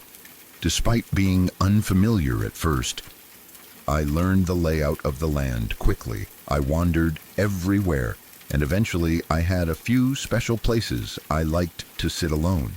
My favorite spot was on top of a small foothill deep in the woods, the furthest corner of the cleared pasture, where the trees grew taller and the light filtered in like a green haze. I went there so often that a small path formed from my footsteps. I'd bring my cousins up there, showing them what felt like my own private piece of the forest. In 2008, when I was around 10, I took my friend Alex with me on our usual summer trip. She had visited the farm with me before, so she knew her way around a little. One day we hiked out to my favorite spot, just the two of us. I remember sitting beside her under the trees, listening to Katy Perry on our iPod touches, playing Doodle Jump and laughing about absolutely nothing. We were half in the woods and half in the digital world, trying to decide if we were outdoorsy kids or tech-obsessed kids, probably both.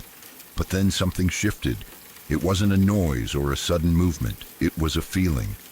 A pressure in the air, like the entire forest inhaled and never let the breath out. The breeze stopped.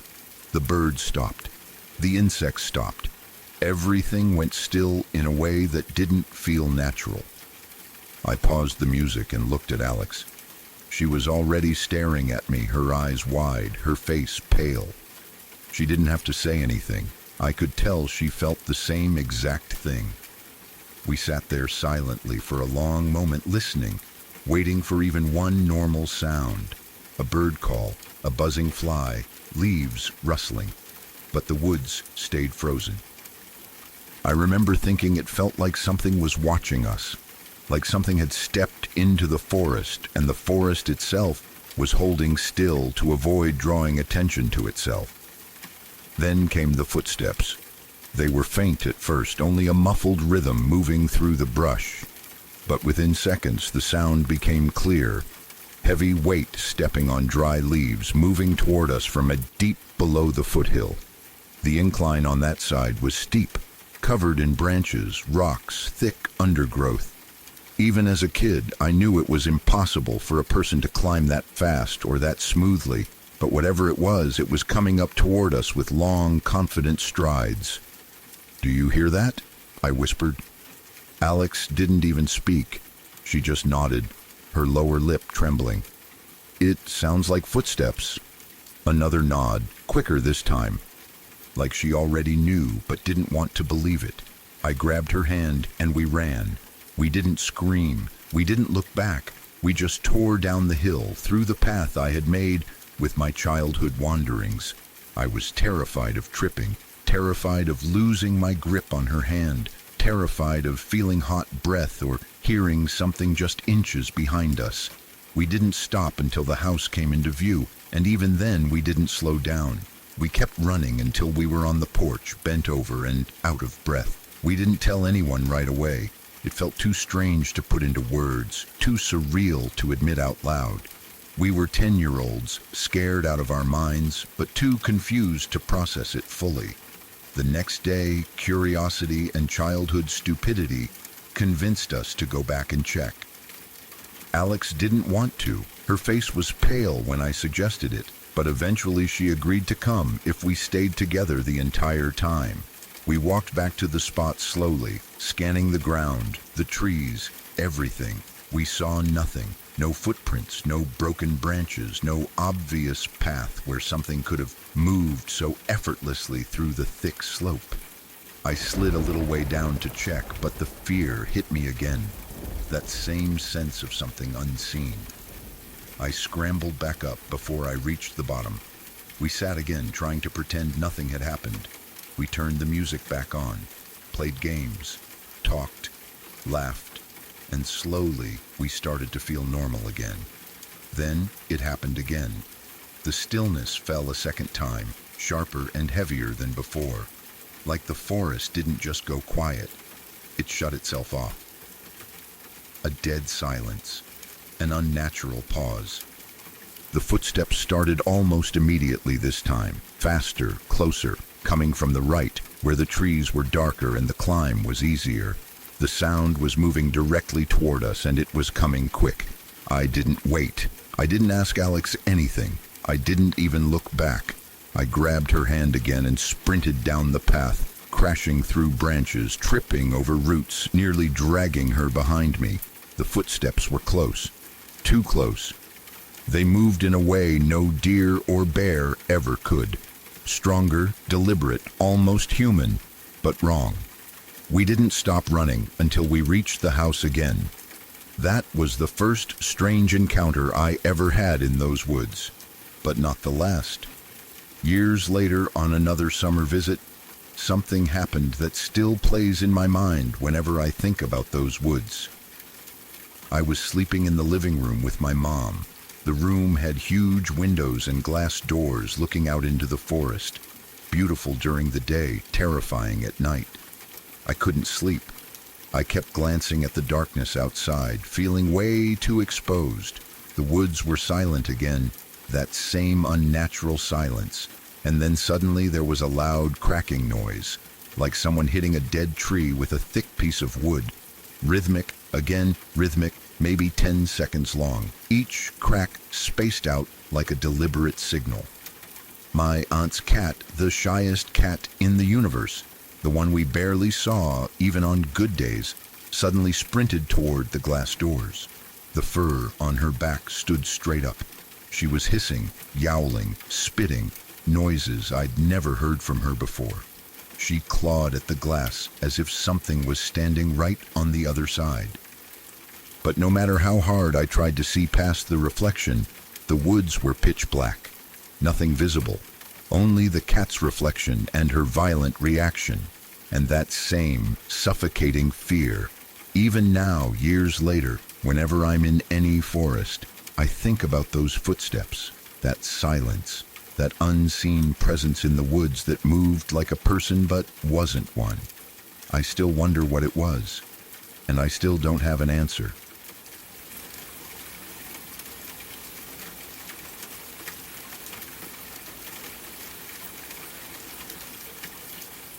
Last year, around this same time, something happened that I still can't fully explain. And the craziest part is that it didn't even take place deep in the backwoods or inside some remote wilderness. It happened in a city-owned stretch of land that most people around here think of as harmless. It's mostly prairie, open, tall grasses that sway in the wind, with a river cutting through it and maybe a mile of woods near the far end. The kind of place where families take walks, couples go fishing, and kids run around without anyone worrying. But that night, something felt off. We didn't realize it at the beginning. You never do until something happens that sticks with you forever. My ex and I were hanging out with one of his friends. The friend was way older than us, a couple decades. Kind of like the laid-back adult who still jokes around like a teenager. We were all in that goofy, chaotic mood where everything feels funny, and none of us were taking anything seriously. I don't know why we decided to start doing fake Indian war calls in the woods. Just loud, ridiculous screaming, echoing through the trees. At the time, it felt stupid and harmless, like the kind of thing you do just to mess around. We must have been loud, though, loud enough that our voices bounced back from the trees and traveled across the prairie, loud enough that something, somewhere, might have heard us. After a while, my ex's friend said he was heading back to the car. He wasn't mad or anything, he just didn't want to hike around the woods anymore. My ex and I felt like exploring a bit more, so we stayed behind. We spent maybe another hour wandering deeper into the woods, following trails we didn't recognize and letting the light fade more than it should have. It was almost dark by the time we decided to head back. The woods looked different in that light. Shadows stretched between the trees like black ropes, and the sounds around us seemed muted except for our footsteps and the occasional rush of wind through the leaves. And that's when the deer came out of nowhere. It sprinted directly in front of us, fast enough that we froze where we stood. It leapt over a fallen tree that was way too tall for any normal deer to clear that smoothly. It was almost like something had been chasing it, or like it was trying to get away from something behind us. We barely had time to process what we'd just seen when we heard it. Our exact scream call echoing through the woods. The same pitch we used, the same rhythm, the same ridiculous noise, repeated perfectly as if something had recorded us earlier. My ex and I whipped around at the same time. The sound was too close, too exact, too familiar. We thought it had to be his friend messing with us. There was no other explanation that made sense. So we shouted, "Hey, that's not funny, come out," and called his friend's name. Nothing, no footsteps, no laughter, no rustling in the trees, no gotcha, nothing. We called again, louder this time, convinced he would pop out somewhere behind the brush. Still nothing, so we pulled out our phones and called him, thinking at the very least we'd hear his ringtone back in the woods. The phone rang, but the woods stayed silent. No ringtone, no vibration, no movement. That's when my ex and I looked at each other, and both of us had that sinking feeling, the kind where your body realizes before your brain does that you're not safe. We sped up, walking faster toward the prairie. Every time we looked back, the shadows between the trees seemed to shift. The woods behind us felt too quiet, too watchful.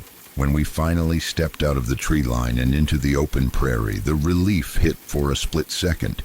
At least we weren't surrounded anymore, but the feeling of being followed didn't go away. If anything, it got worse. We kept turning around to check behind us, and on one of those glances, I saw something near the river. At first, I thought it was nothing, just a shape near the water. But then it moved slightly, or maybe my brain caught up with what I was seeing. It looked like a shadowy figure. The shape reminded me of someone extremely overweight, crouched down as if fishing, but the proportions were wrong, way off. It was too wide, too dark, too still, like it didn't breathe, like it wasn't made of skin and bone. I didn't say anything at first. I thought my eyes were playing tricks on me. The mind fills in blanks when things get dark. I told myself it was just a rock or a log, or maybe a cluster of brush shaped weirdly in the dim light. We walked faster. A minute later, my ex said, "Hey, I don't want to freak you out, but I think I see something behind us." I stopped walking without meaning to. My heart dropped. I turned to him slowly. My exact words were, "Oh, you see it too." We stared at each other for one breath, one long, terrified breath, before we broke into a dead sprint. No talking, no looking around, just running as fast as humanly possible through the open prairie, hearts pounding, lungs burning, the cold spring air slicing through our panic. We didn't even stay on the right trail. We missed the turn completely and ended up on the town's bike path that cuts through the edge of the woods near the rich people's houses. Even though it was farther from the car, even though the bike path was darker and narrower, it still felt safer than that open field where something could easily follow us. We tried calling his friend again and again. He didn't answer. 5 calls, 6 calls, no pickup. Finally, he answered with the most casual voice in the world, like nothing was wrong. We asked him where he was. He said he was in the car, talking to his baby mama the whole time, wondering why we kept calling him. That was the moment everything sank in. Whatever we saw in the woods, whatever repeated our voice, it wasn't him. We told him we thought we saw something and were completely freaked out. He offered to walk toward us, still calm as ever, probably thinking we were overreacting. When he walked up to us on the bike path, my ex and I were pale, shaking, breathless, covered in sweat. And he just strolled up like he was meeting us for lunch. We got back in the car and told him exactly what we'd seen. He barely reacted, still too caught up in whatever drama he had going on with his baby mama. But my ex and I looked at each other over and over again during that drive, whispering the same thing. That was not him. That wasn't human. Something else was out there. I can't explain what we saw. I don't know what mimicked our voices or followed us out of the tree line. This area has a heavy indigenous history, but not the kind associated with SW legends. But the weirdest part? When we later looked up recordings of SW calls online, the sound was eerily similar to the scream we'd been making in the woods. I don't know what was in those trees with us that night, but I know it wasn't our friend.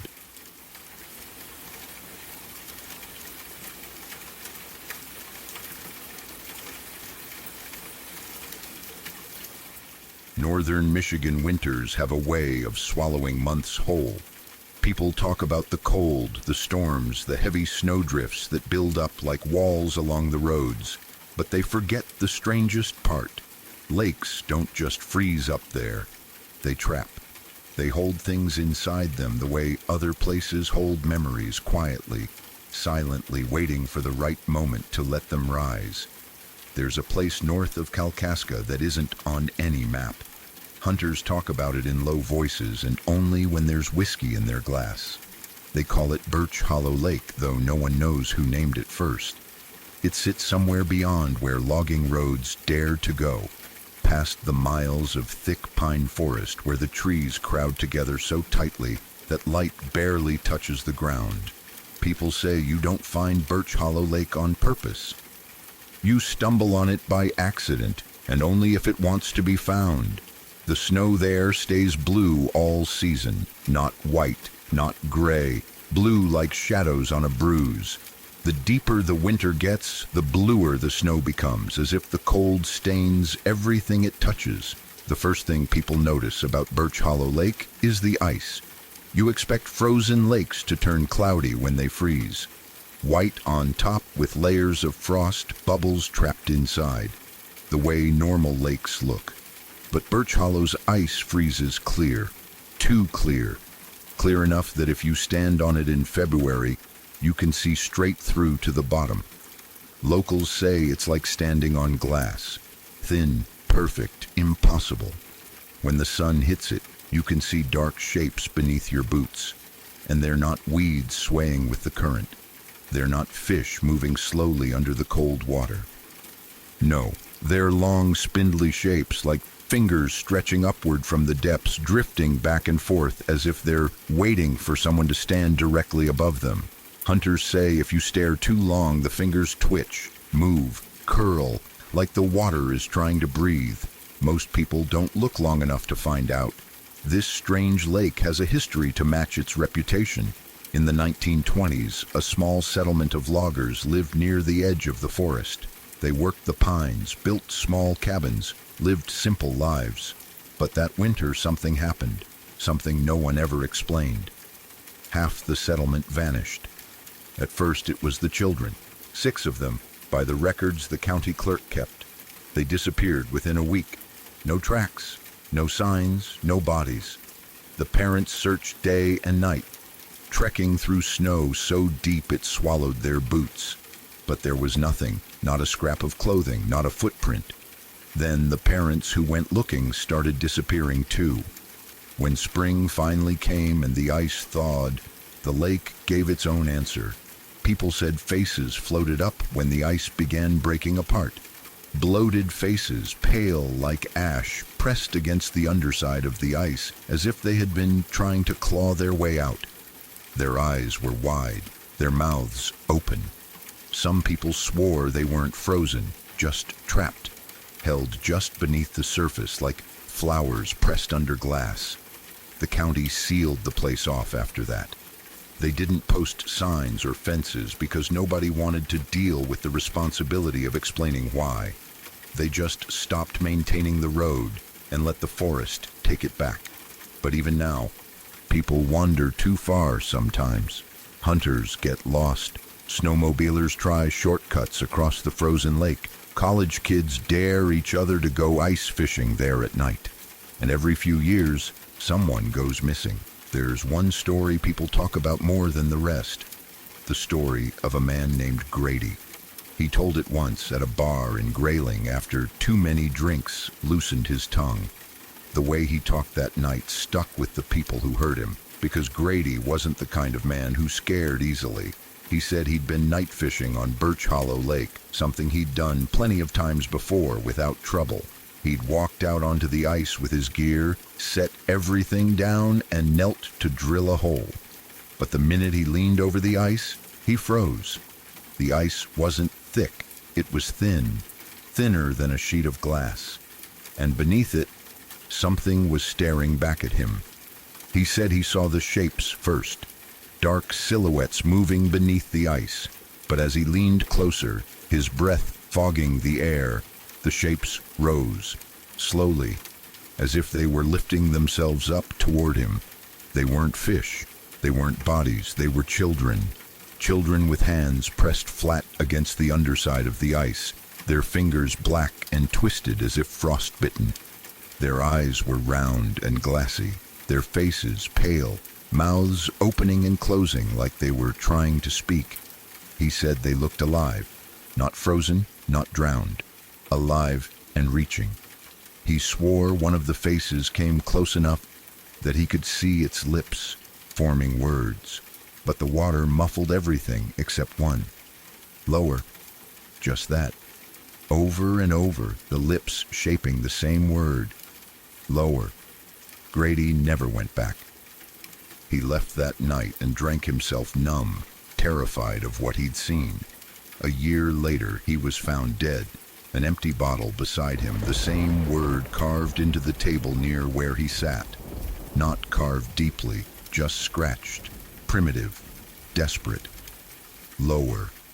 The thing about Birch Hollow Lake is that it doesn't freeze clean, and it doesn't thaw clean either. When April comes and the ice softens, chunks break off and float toward the shore. Sometimes the locals find strange pieces tangled in weeds, shapes like jawbones, ribs, or fingers, all gray and waterlogged. By summer, everything is gone again. The lake clears itself, resets. No one knows where the pieces go, but everyone knows this. The lake doesn't hide the bodies. The lake keeps them. People who hunt up there tell their own stories.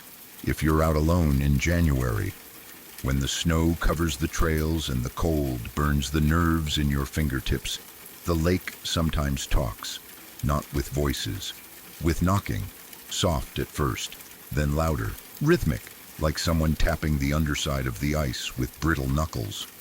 One hunter said he kneeled down to look once, just once, and the moment his face moved near the ice, it turned transparent beneath him.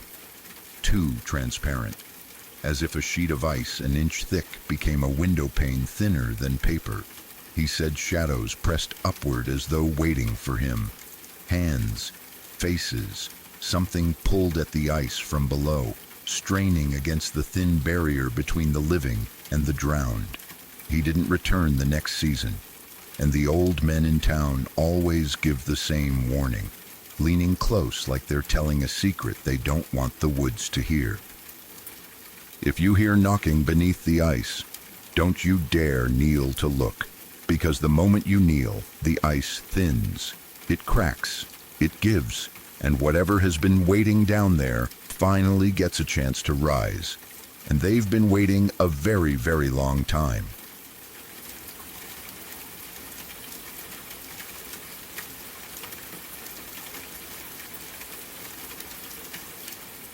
It was back around the years 2020 and 2021 when the world seemed to stop moving because of the pandemic, but for us, it was the beginning of a long journey of discovery. We were out of work like so many other people at that time, and instead of sitting inside and waiting for things to get better, we decided to make the most of the free time we suddenly had. We are originally from New Mexico, so the landscape of the Pacific Northwest was completely new to us, almost like landing on a different planet. We were fresh to the area and eager to see everything. so we spent quite a bit of time exploring Port Angeles before we started a proper road trip through the western and southern parts of the Olympic Peninsula. There is a certain magic to that part of the country, with its endless greenery and deep, ancient forests that feel like they have been there since the beginning of time. We stopped in Quileute and eventually made our way to check out Rosario Beach, which was honestly breathtaking. Standing there looking at the water, it felt peaceful, but we knew we had to keep moving. On our way out of that area, we found a quiet, secluded spot just off the main road in the woods.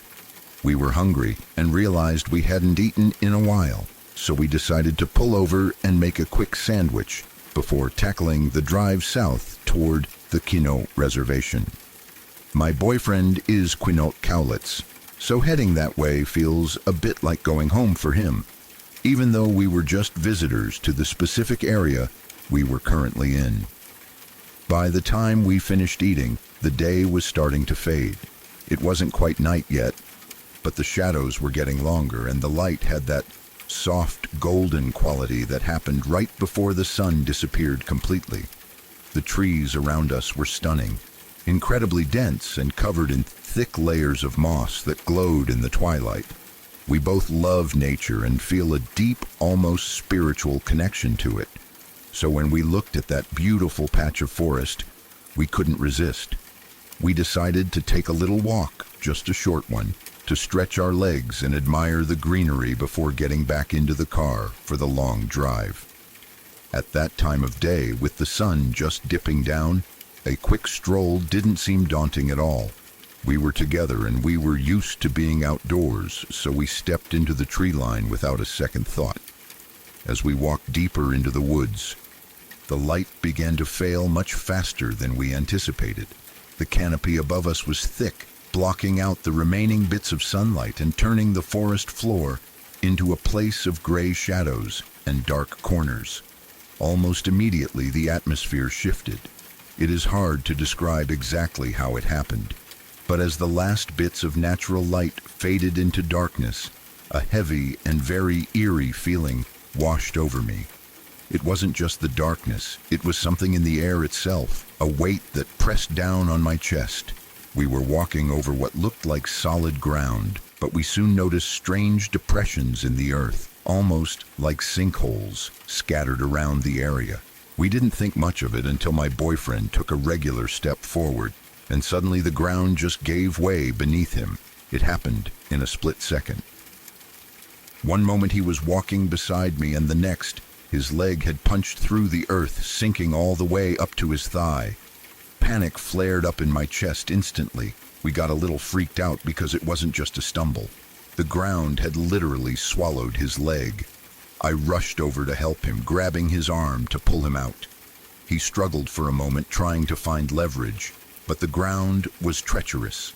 As he managed to pull his leg free, more of the earth crumbled away around the hole. It broadened right before our eyes, revealing a literal pit going straight down into the darkness. It was terrifying to see how unstable the forest floor actually was. The detritus, the layers of decaying leaves, wood, and moss, was so thick and layered that it created a false floor. It made the ground look solid when it was actually extremely soft and fragile, hiding deep pockets of empty space beneath. Realizing that we were walking on top of a honeycomb of unstable earth changed everything. We knew we had to get out of that danger zone as soon as possible. We didn't want to risk one of us falling completely into a hole we couldn't climb out of. So we turned around and started carefully heading back the way we came. The eerie feeling I had earlier accelerated into genuine fear. The environment around us seemed to turn hostile. It was early September and the day had been wonderfully warm, hovering somewhere around 80 degrees or so. But now, deep in these woods, the temperature plummeted dramatically. It wasn't just a cooling of the evening air, it was a sudden, bone-chilling freeze that felt unnatural. I could literally see my breath puffing out in white clouds in front of my face, and I couldn't stop shivering. I tried to tell myself that maybe this was normal for the forest, that the dense trees trapped the cold or something, but deep down, it felt wrong. It felt like the warmth had been sucked out of the world, leaving us in a freezer. We continued on our way back, trying to retrace our steps, but nothing looked familiar. We quickly realized we weren't backtracking properly. We should have reached the car by that point. We had only walked a short distance, maybe 100 or 200 meters from the road, so finding our way back should have been simple. We stopped and tried to pull up Google Maps on our phones to orient ourselves, hoping technology would save us, but of course, we had absolutely no service under that thick canopy of ancient trees. The screen just spun, searching for a signal that wasn't there. We put the phones away and tried to use our eyes and instincts to find something that looked like the path we had taken. We looked for a specific tree, a rock, anything familiar, but the forest all looked the same in the dark. It was an endless wall of mossy trunks and ferns. We really hadn't walked far before we found those sinkholes, so the fact that we couldn't find the road was baffling. It felt like the forest had stretched out while we weren't looking, putting more distance between us and safety. Then the sounds began. I began hearing rustling in the bushes around us. It wasn't the sound of the wind or small animals scurrying away. It sounded heavier, more deliberate.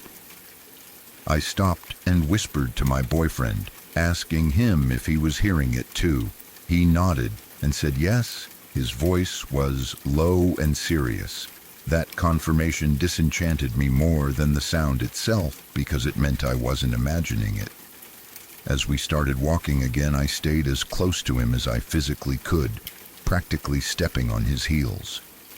I kept my eyes glued to the ground, watching exactly where I stepped to avoid another sinkhole, but I let him lead the way. I trusted him to navigate while I tried to keep my panic under control. Every once in a while, I would glance up and check our surroundings, scanning the dark gaps between the trees. I swear, in those moments when I looked up, I was seeing something. There were white, indiscernible shapes moving among the trees, just beyond the reach of our headlamps. They lingered on the perimeter of the light, never fully revealing themselves, but always there, shifting and gliding in the darkness. I tried to rationalize it in my head. I told myself that maybe I was just scared and hallucinating. It was pitch black, and the forest can be incredibly disorienting and play tricks on your mind. Fear creates monsters where there are none, right? But the feeling of being watched was overwhelming.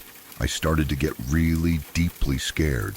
I felt totally at the mercy of this wild, ancient place that didn't want us there. I squeezed my boyfriend's hand and asked him, voice trembling, if he was seeing that movement too. He is more of the strong and silent type, a man who doesn't say much unless it is important.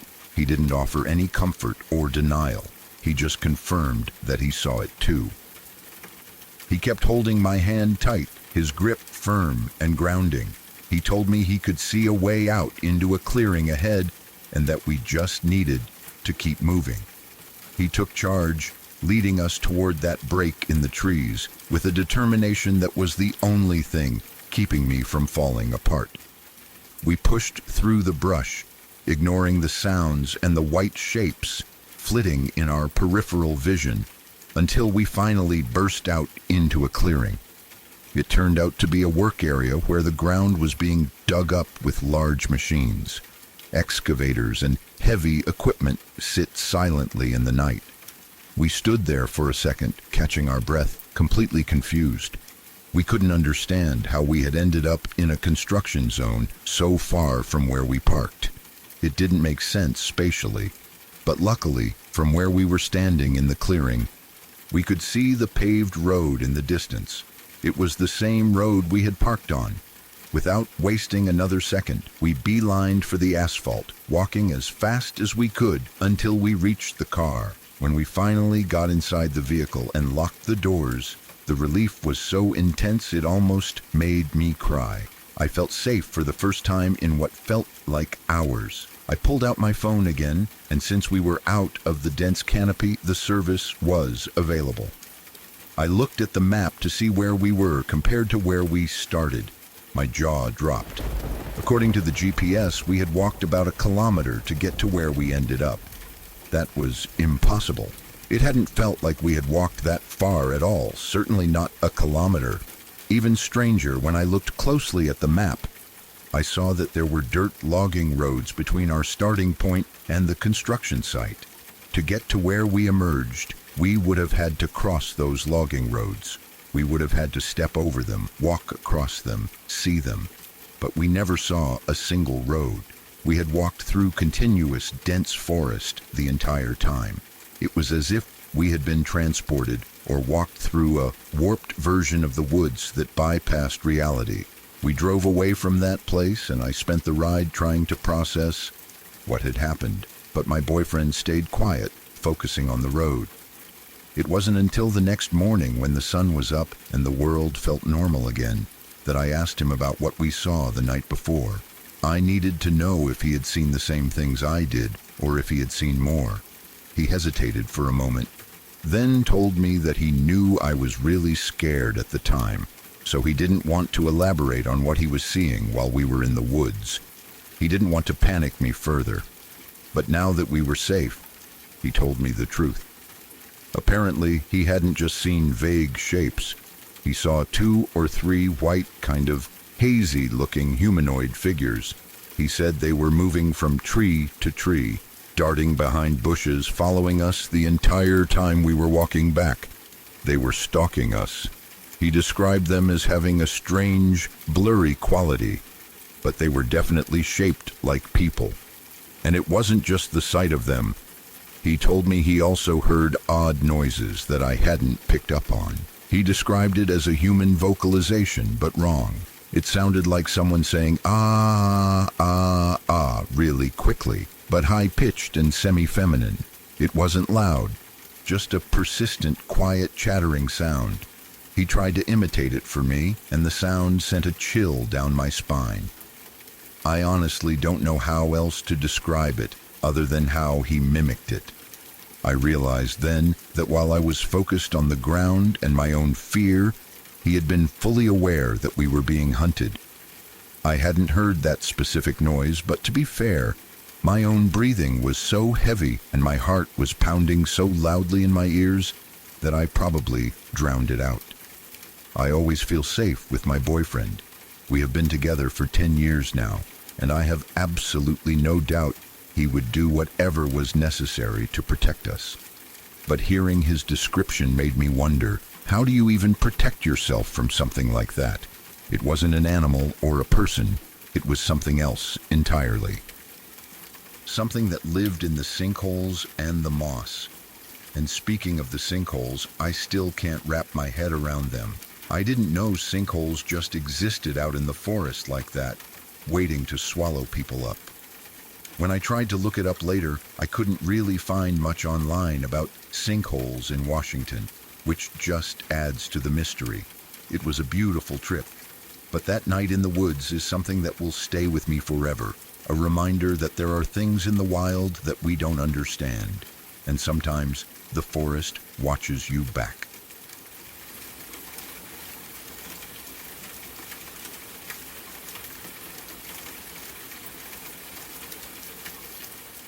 There is something about visiting your grandparents' house that usually feels safe and comforting, a feeling of returning to a place where time moves a little slower and the world feels a little softer. I have been going to my grandma's house my entire life, and for the most part, it holds wonderful memories for me. However, there is a shadow over those memories, a persistent and terrifying occurrence that happens every single time I stay there. It is not a one-time event or a bad dream that I can just brush off. It is a consistent, chilling reality that I have had to learn to live with. Every time I stay at my grandma's house, without fail, I hear someone walking upstairs. It always follows the same pattern. The sound starts at one side of the room directly above me, walks casually and deliberately to the other side, and then just stops. This ritual usually happens about twice a night, and it is something I have never been able to explain rationally. I didn't start hearing these noises until I was about 14 years old. Before that, my visits were uneventful, or perhaps I was just too young to notice. The change happened when my grandparents decided to change their sleeping arrangements. As they got older, they started sleeping in separate bedrooms to get better rest, which is quite common for older couples. Because of this shuffle, I was moved out of my usual spot and made to start sleeping in a different guest room on the first floor. Both of their rooms are also on the first floor, so we were all on the same level, which should have made me feel safe. But the geography of the house is important here. The room they moved me into wasn't just any room. It was the room situated directly beneath a part of the house that has always disenchanted me. To give you a little backstory, I have always had a deep, irrational fear of the downstairs at their house. I don't know exactly why it started or where the fear came from, but ever since I was a little kid, that upper floor has completely freaked me out.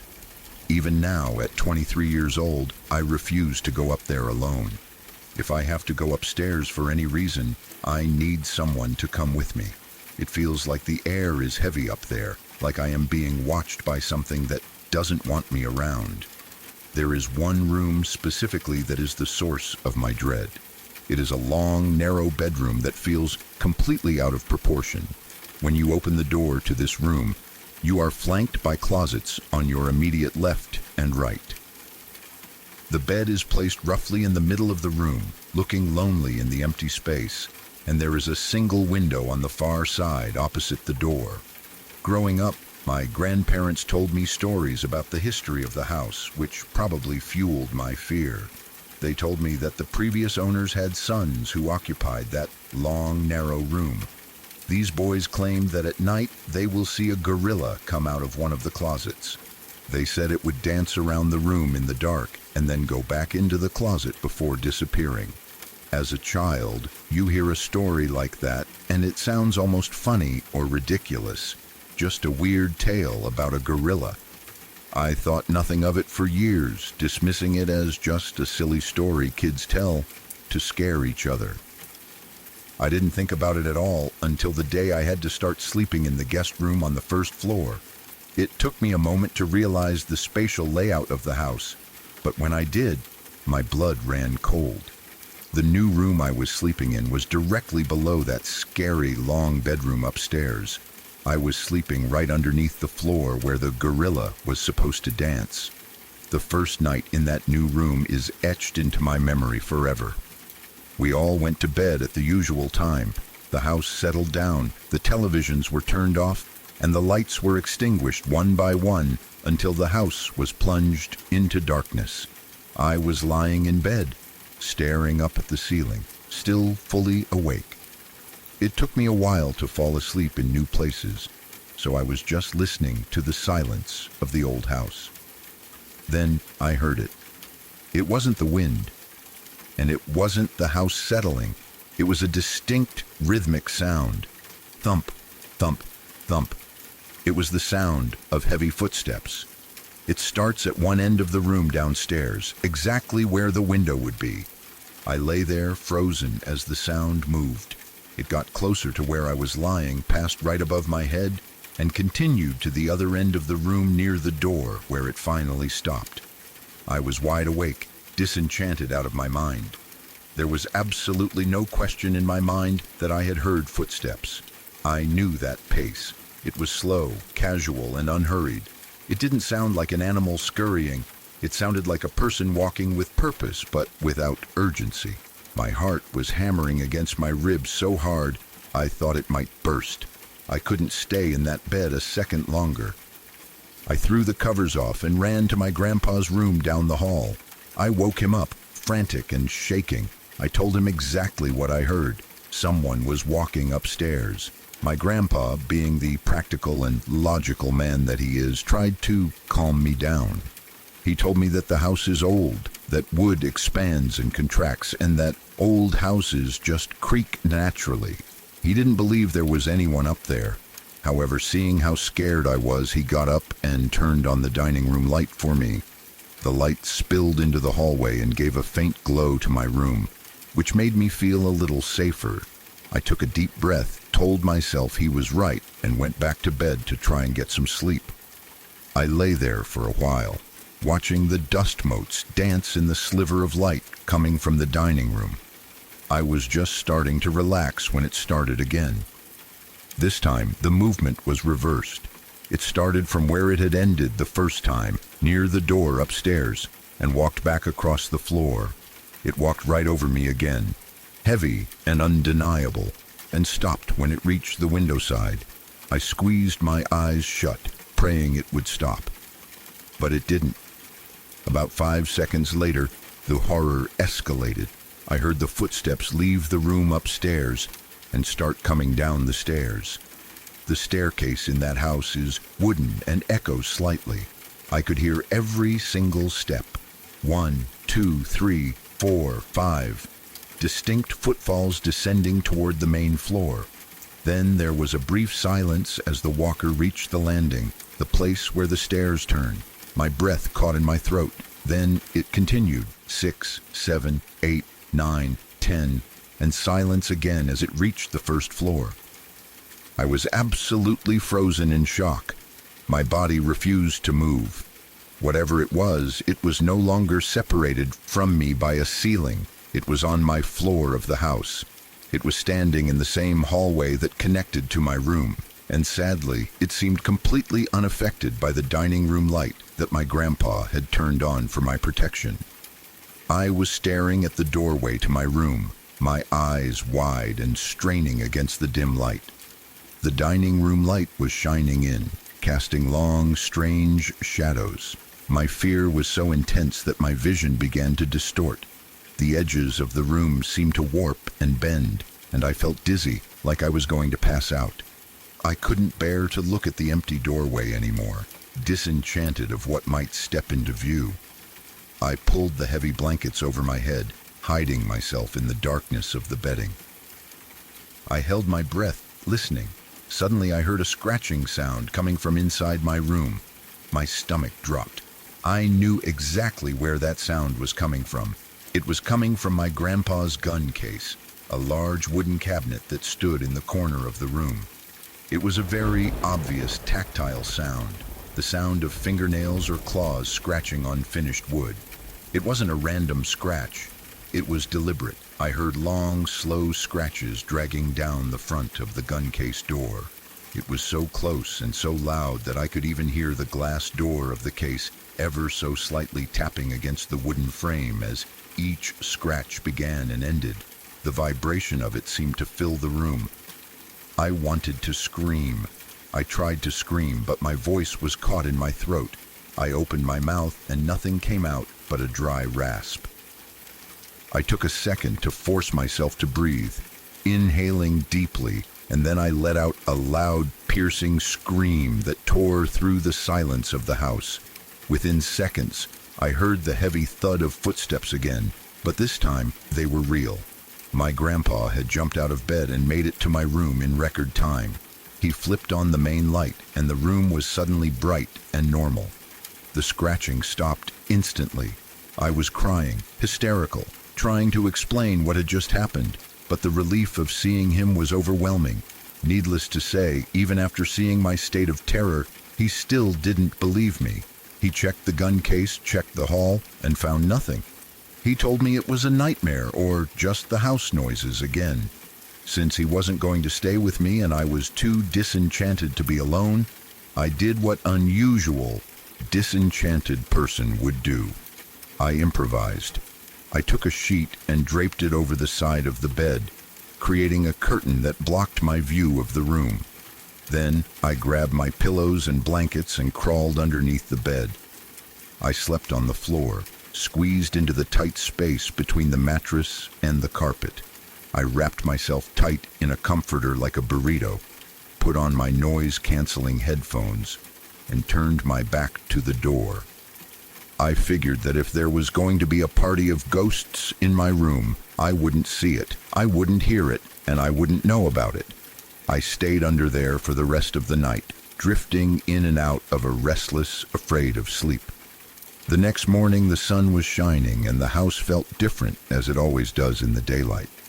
We were sitting at the breakfast table, and my grandpa told my grandma about what had happened the night before. He recounted my screaming and my claims of footsteps and scratching, using a tone that suggested I had an overactive imagination. I expected my grandma to agree with him, to tell me I was being silly. Instead, she paused while buttering her toast and looked at me with a strange expression. She said, "Oh, that's silly. But you know, your cousin woke me up the last time she stayed here. She came into my room in the middle of the night saying, 'Grandma, I hear footsteps.'" My blood went cold again. My cousin had heard it too.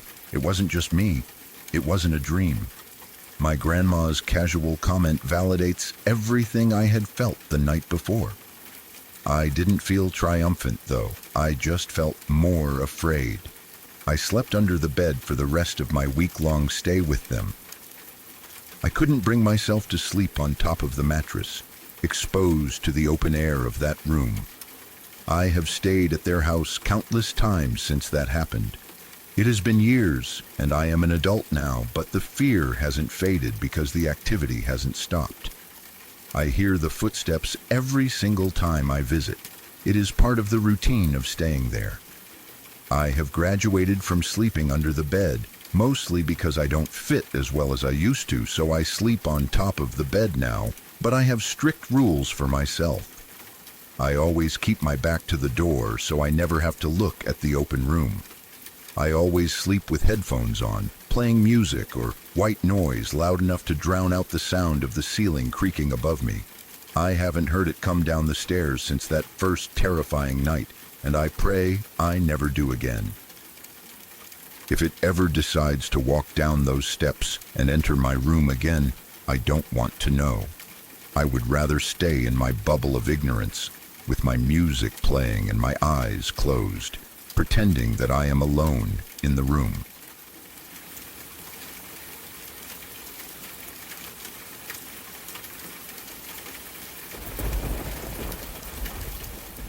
When I was about 8 years old, I spent 1 full month during the summer at my aunt and uncle's house.